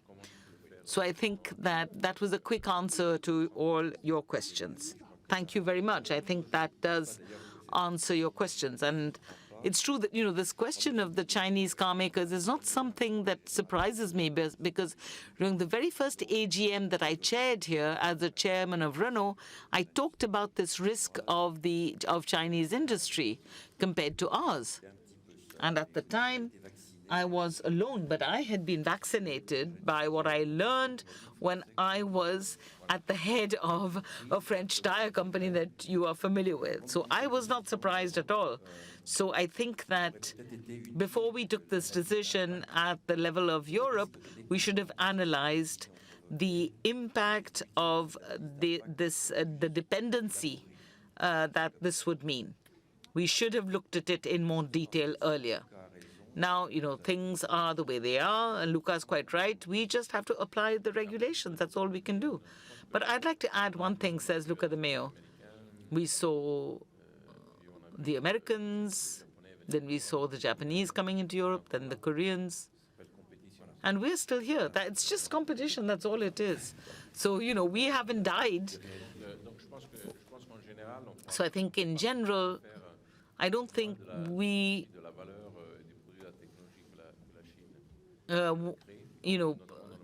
of course, the Chinese companies are creating a lot of value and adding a lot of technology. We just have to learn to fight, that's all. We just have to learn to make better cars that are more competitive. Okay, let me continue. Let's take sign number 1. We've still got a little bit of time left, so let's take as many questions as we can. So if your question is short, the answer will be short. Michel Cougrin, I'm an individual shareholder. I find it very difficult to understand what exactly you're going to do with the shares that are going to be given to the CEO or to the employees. Are you creating shares, which would obviously penalize existing shareholders, or are you buying on the market with the resolutions of the previous years that have not been completely used up? Or you also talked about this possibility of... You talked about certain mechanisms that you might use to regulate the price of the share. This is something that I've seen in banking about 50 years ago. So how are you going to manage this year? How are you going to do this? Thierry. Yes, thank you for the question. Actually, we are not issuing new shares because obviously that would dilute the holding of other shareholders. So during this AGM, every year we ask you for the authorization to buy back shares with the delegation that's given to the board of directors, which then delegates its authority to the management team. And then we go onto the market and we buy as many shares as we believe we need to fulfill the employee shareholder plan. That's it. So we'd also like to tell the politicians who obviously don't understand these buyback operations, you should maybe explain to them that it's in the interest of employees and of the company, and not just to add, add to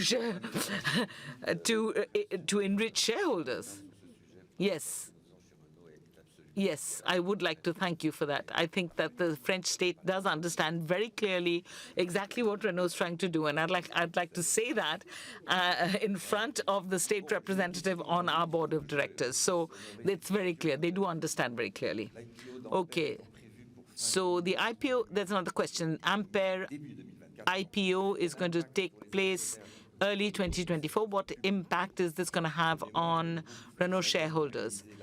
The Volkswagen Group did the IPO of Porsche, and the shares flew up, but the shares of Volkswagen stayed at the same level as before the IPO. So I'm going to put the ball into the CFO's court.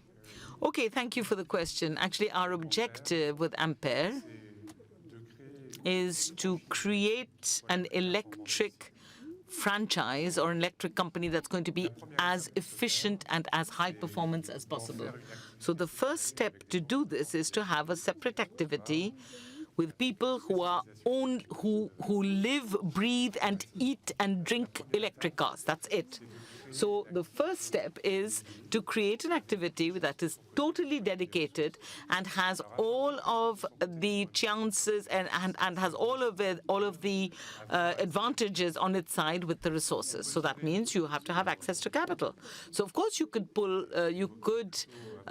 dip into the resources of the group. And earlier I did say that our objective today is to reinforce the balance sheet of the group and to make it more robust financially. Or on the other hand, we could go to the market. If we go to the market, it means we can inject additional resources to develop this activity without pulling on the cash reserves of the group. The advantage for Renault's shareholders is that by doing this, we make it possible for Ampere to develop more easily, to grow more quickly, and to develop more products and to better integrate the value chain. So if I'm a Renault shareholder, I should see the potential IPO of Ampere as being a lever that is going to improve the performance of Ampere and therefore the performance of the Renault Group as a whole. So we have to be very clear. This is why we're doing it. This is why we're carrying out this operation, to ensure that Ampere has all the advantages that it needs, and Ampere becomes a very, very significant part of the operations of the group, because our aim is to be 100% electric by 2030 for a retail car, passenger cars, and it's Ampere that's going to bring us this contribution. So we need to see it like an access to extra cash to develop a key activity for the future of the group in general.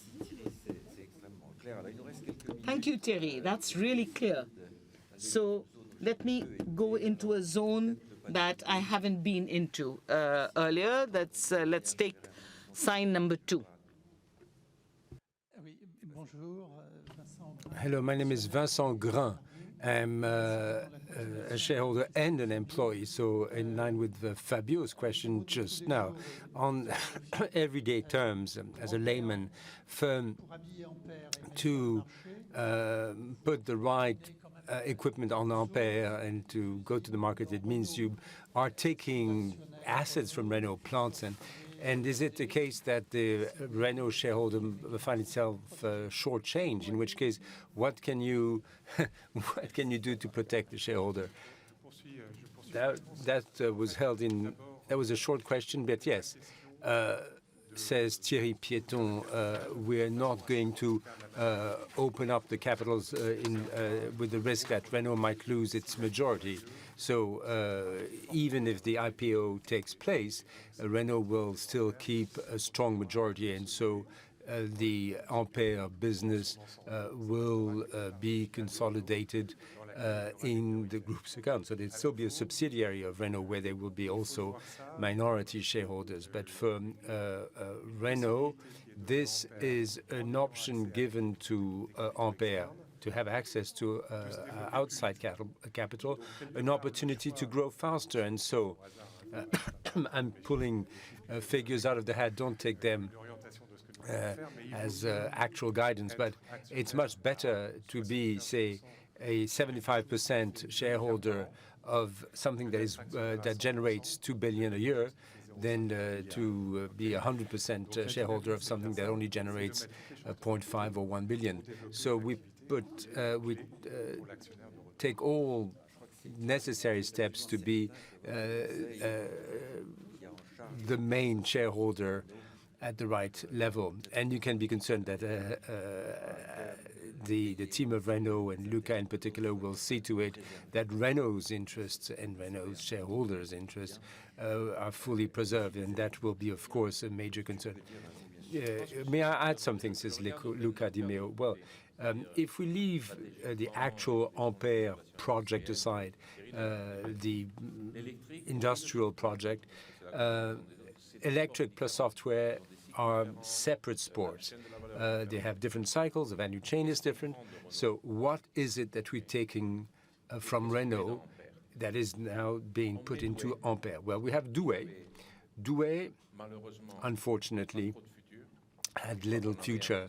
When we, the previous cycle, we had 6 or 7 models that were supposed to make 300,000 cars, and they only produced 70,000. We have roots that build gearboxes for ICE engines, and now they will be making boxes to hold batteries. Cléon used to make ICE engines. We have a deal with Valeo to build the biggest electric car plant in Europe. And so it is true, we took from the Renault Group, but we give a future back to these sites thanks to the Ampere project. It used to be, well, we were able to attract 2 companies to build 2 gigafactories in northern France. At some point, we estimated that we had the operation in northern France with electricity and Ampere. The implied investment, not by Renault, by investors, amount to 20 billion euros. Are we taking away from Renault, or rather are we getting back, returning to France, its automotive industry? I believe it is rather the latter, because we are being brave enough to recognize that the future is there, we're going there, and we're trying to be leaders in there. And that means specialization. Like when you change sports, you have to practice every day, in and out, day in and day out. And that is how you achieve performance at Ampere. And I don't think we're taking away from Renault, far from it. The other way around, in fact. Well, that's crystal clear. Listen, we're getting close to the end of... Okay, I'll take the very last question, and then for members of the public who are not able to put their questions, and I do thank you for this exchange. This is a fruitful discussion. Then, if you have additional questions, you can turn to our PR people, and you can get an answer. But okay, question number 4 now. My name is Jean-Pierre Dufour. I'm also a Renault employee and a Renault shareholder. I had a question about the consequences on our shares of the steps you're taking. Are we looking at capital increase or dilution of our shares? The answer, we got your answers, and that's fine. On Horse is no longer that no longer comes under Renault Group. Is this to say that they have a different future? Is this to say that the accounts for Horse will no longer be consolidated by Renault? Can you give us some color on that? Well, yes, the big difference between Ampere and Horse is that as regards ICE engines and gearboxes that are outside France and transferred to Horse, we have created a joint venture with Geely and Aramco, and there we would no longer be majority shareholders. So that would be indeed deconsolidated. And so what we're trying to do, we built an equipment manufacturer with a critical mass, with a huge critical mass, which will become a supplier to Renault and 7 other companies. So we take assets that were dedicated to the manufacturing of ICE engines and gearboxes, whose future was uncertain, which probably did not have the long-term critical mass to survive, to go it alone. We add to these assets those of Geely, and that together brings an equipment manufacturer that will cover 19 countries, covering indeed all the segments, all the levels of engine with customers around the world. And for Horse, we're looking at 8 customers, so 7 customers apart from Renault. So that business will have a long-term future. And in so doing, the synergies created in terms of procurement, development, and the like, the synergies will be such that we will come cheaper than when we built them ourselves in-house. So for Renault shareholders, this is a plus because it means our cost structure is streamlined, but we remain strong shareholders in a company which will be structurally profitable and generate cash in the long run. So we remain shareholders in a company that will potentially pay out dividends in the future. So to sum up, we are taking some assets which alone might not have much of a future, and with them, we build a company that does have substance, that does have a long-term future, together with an external partner with significant know-how, and plus a financial and technological partner, Aramco, which will enable us to develop that business, because, of course, it is in that partner's interest to make sure that we continue building clean and efficient ICE engines. So that's the idea.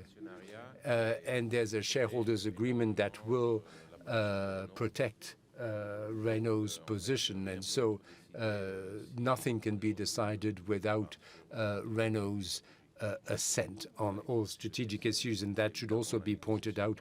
Well, that is part of the conversation we are having with our potential partners.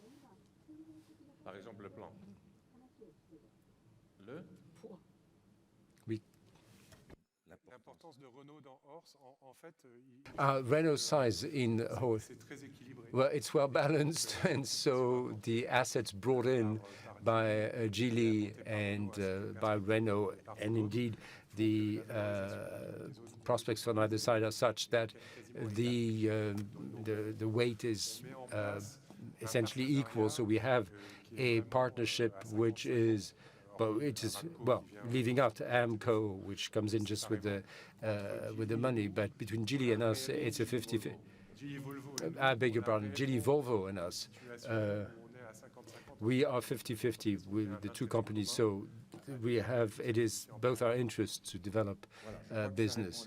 All right, well, look, I believe that has answered the question, but you do need to understand that business will reveal significant value compared to the present situation where everybody somehow is under the impression that this business is of no value at all. And as Renault shareholders, I'm sure you'll be happy to find this come to the fore in the months to come. So, in any case, thank you, and thank you for this high-level discussion. Interesting questions. So, I'm afraid for Q&A, we have come to an end of that session. This takes us to the vote of resolutions, and without further ado, I'll give the floor to Quitterie de Pelleport. Thank you, Chairman. Ladies and gentlemen, shareholders, the present meeting is called to vote on 17 resolutions, of which 16 are ordinary and 1 is extraordinary. Before presenting each of the resolutions and letting you vote on them, I must inform you that the total number of shares held by the shareholders present or represented amounts to 159,719,428 shares, with voting rights for ordinary resolutions, 64.47%, and again, 159,719,428 shares, or 64.47% of the shares with voting rights for extraordinary resolutions. The quorum required for the validity of deliberations of both the ordinary and extraordinary part is reached. I would also like to remind you that in accordance with the governance agreement of 4 February 2016, the states' votes are subject to a cap, depending on the quorum levels. Thus, the states, the governments, the French government's votes are capped at 17.9% of the voting rights for all resolutions, with the exception of the third resolution. And so, therefore, above this threshold, the French state's voting rights will be exercised in a neutral manner, i.e. half for and half against for ordinary resolutions, and 2/3 for and 1/3 against for the extraordinary resolution. Let's now look at a video telling you how to use the voting box. Mesdames et messieurs les actionnaires, le boîtier qui vous a été remis à l'issue de l'émargement est strictement personnel. Le nombre de voix que vous détenez et ou représentez est chargé dans le boîtier et affiché sur son écran. Vous n'aurez à utiliser que les touches vertes, jaunes et rouges. La touche verte correspond à un vote pour. La touche jaune correspond à un vote abstention. La touche rouge correspond à un vote contre. Après la lecture de chacune des résolutions, il sera immédiatement procédé à son vote et il sera déclaré « Le vote est ouvert ». À cet instant, vous apercevrez sur l'écran un rectangle vous indiquant le compte à rebours des secondes dont vous disposez pour voter. Lorsque le compte à rebours sera achevé, il sera déclaré « Le scrutin est clos » et il ne vous sera alors plus possible de voter. L'affichage des résultats s'effectuera sur l'écran de projection quelques instants après la clôture du scrutin. Dernière précision, merci de bien vouloir éteindre vos téléphones portables pendant la durée du vote et de restituer les boîtiers à la sortie de la salle. Si personne ne sollicite d'explications complémentaires. So, unless you need additional explanations, we'll start with the resolutions first. For the ordinary resolutions, first resolution, the purpose is to approve the annual accounts for the year 2022, showing a profit of 363,637,277 euros and 74 cents. I'll remind you that this concerns the result of the Renault SA and not the consolidated result of the Renault Group, which is the subject of the following resolution. Please vote now.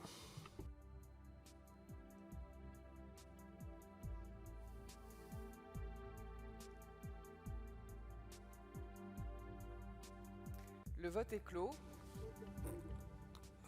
Voting is closed. Cette résolution est And adoptée. the resolution La deuxième is résolution adopted. a pour objet l'approbation des The comptes second rendus resolution, the purpose is to approve the consolidated accounts for 2022, showing a loss of 699,655,850 euros and 46 cents. Please vote now.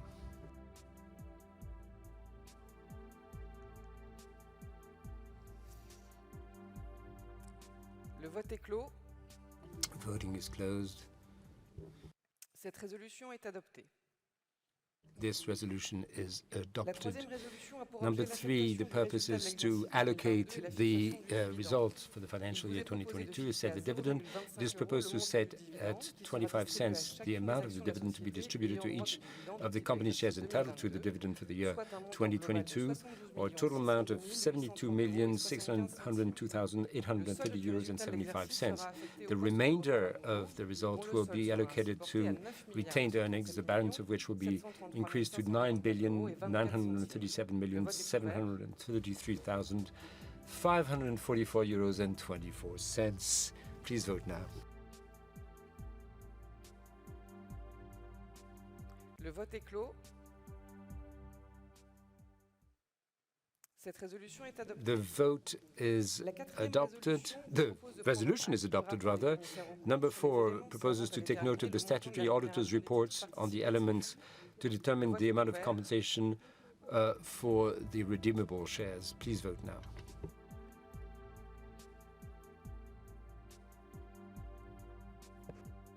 Le vote est clos.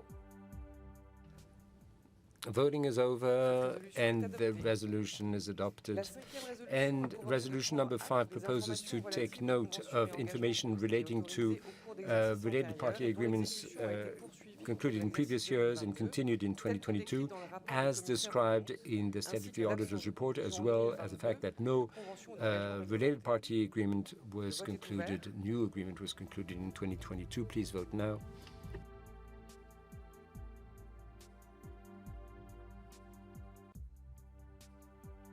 Le vote est clos. Voting is closed. Cette résolution est And adoptée. the resolution La was sixième carried. résolution vous propose de Resolution renouveler number le 6 mandat proposes d'administrateur to de Monsieur renew the Senard term of pour office une of durée de Jean-Dominique Senard for a period of 4 years. I should like to inform you that, subject to the approval of this resolution, Mr. Senard will be reappointed as chairman of the board of directors at the end of this AGM. Please vote now.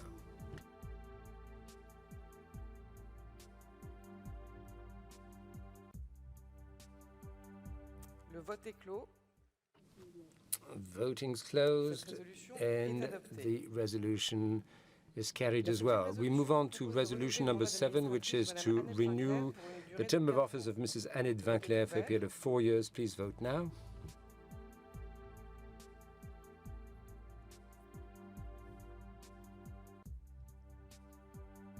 Le vote est clos. Voting is closed, Cette résolution est and adoptée. the resolution is La adopted. huitième résolution Number propose de 8, nommer Monsieur Luca to Di Meo appoint comme Mr. Luca Di administrateur Meo pour une as a durée de 4 director ans. for a period of Vote est 4 ouvert. years. Please vote now.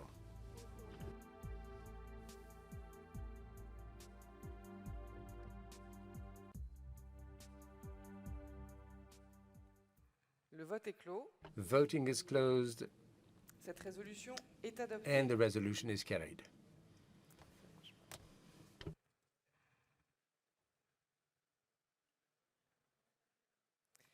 La neuvième résolution soumet à votre Resolution approbation les number informations 9 relatives aux submits for your rémunérations approval the versées au cours ou information attribuées au relating titre to de the l'exercice compensation paid 2022 during or à awarded l'ensemble des mandataires in sociaux. respect of the financial year 2022 to all corporate officers. Please vote now.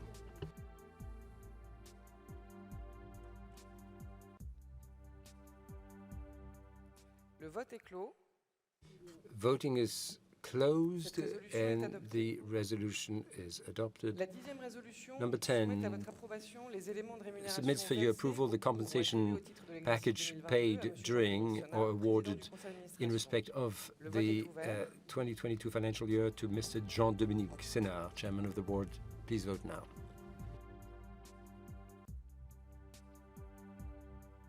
Le vote est clos. Voting is closed, Cette résolution and est the adoptée. resolution La onzième is résolution adopted. soumet à votre approbation les 11th éléments de resolution rémunération submits for versés your ou approval the attribués au compensation titre de package l'exercice paid 2022 à during Monsieur or Luca Di Meo, awarded in directeur respect général. of the Le vote est 2022 financial year to Mr. Luca Di Meo, Chief Executive Officer. Please vote now.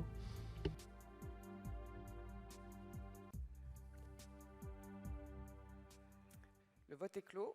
Voting is closed, Cette résolution est adoptée. and the La resolution douzième is résolution adopted. a pour Number objet 12 l'approbation de la proposes politique de to rémunération du président approve the du conseil d'administration pour compensation l'exercice policy 2023. for the chairman of the board of directors for the year 2023. Please vote now.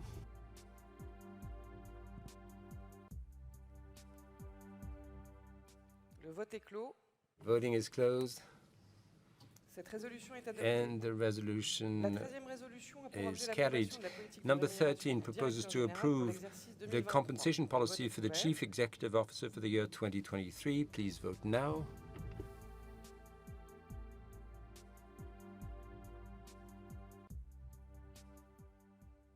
Le vote est clos. Voting is closed, and the resolution is adopted. Number 14 proposes to approve the compensation policy of for directors for the year 2023. Please vote now.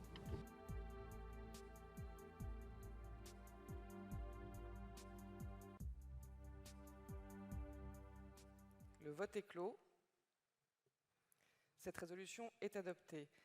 La 15e résolution a pour objet d'autoriser le conseil d'administration à acheter et vendre des actions Number de la 15, société pour une the durée maximale de proposal 18 is mois et to dont la authorize the limite board of directors to buy and sell shares Il s'agit d'autorisations in a permettant company à for a maximum period of 18 months and up to d'actions. a limit of 10% of the capital. That's the authorization allowing the capital to implement its share buyback program. Please vote now.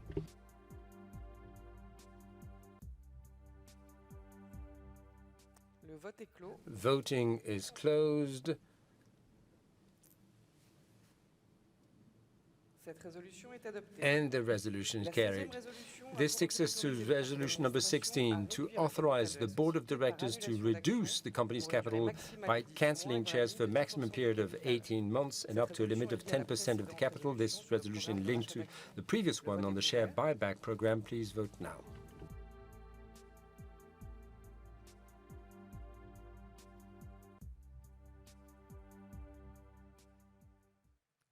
Le vote est clos. Voting is closed, Cette résolution est and the adoptée. resolution was adopted. La 17e And résolution 17th a pour objet de resolution donner les pouvoirs nécessaires aims pour to accomplir grant the les necessary finalités légales powers to requises à carry l'issue de out the cette legal assemblée. formalities Le vote est required at ouvert. the end of this meeting. Please vote now.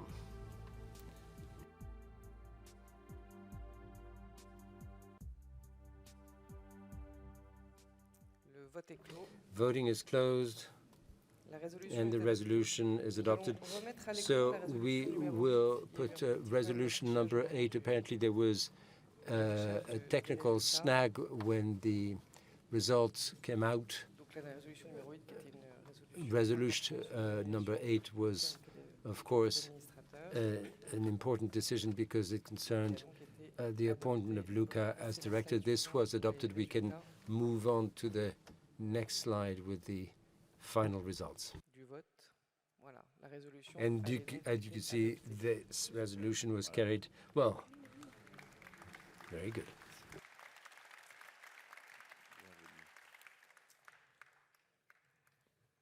Toutes les résolutions ont donc All right, so all the resolutions were put to the vote. The detailed results of the votes will be posted on the company's website, and then I'll give the floor back to the chairman to close this AGM. Well, thank you, Quitterie, and on behalf of Luca and the team around me, the management team, I would like to thank you for your votes on the resolutions that were put to your vote.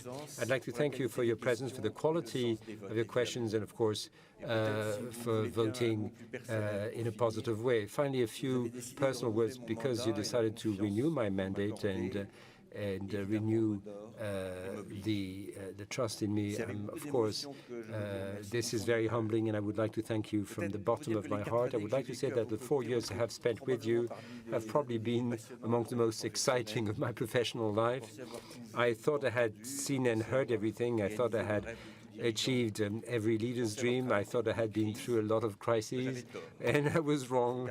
The last 4 years, needless to say, were not the easiest. I experienced moments I didn't imagine either in stress or success. The work with Luca, with the board, with you shareholders, and of course the leaders of the alliance and the various stakeholders of the group. And these 4 years have enabled the teams to achieve an exceptional turnaround that makes me particularly proud. I would like to say this. This is commensurate with the talents of this formidable company whose heart beats so intensely. Of course, there's still much to be done, and rest assured that in the years to come, I'll give all the energy, all the strength of conviction I can to continue to face the unprecedented challenges that lie ahead, for sure. And I will see to it that the group completes its impressive recovery. That's the least I could do in response to your trust, what I owe to Renault Group, which now has all the cards in its hands to be at the forefront of a fair and sustainable mobility industry. Ladies and gentlemen, dear shareholders, on behalf of the board, I would like to thank you once again. The AGM has come to an end. The agenda is exhausted. Voilà. Pour ceux qui souhaiteraient voir les voitures exposées sur For la those of you who'd like to take a look at the cars on the stage, you can come up. You will have access to the stage. There will be people there to tell you about the cars and answer your questions. So again, feel free to come up to the stage.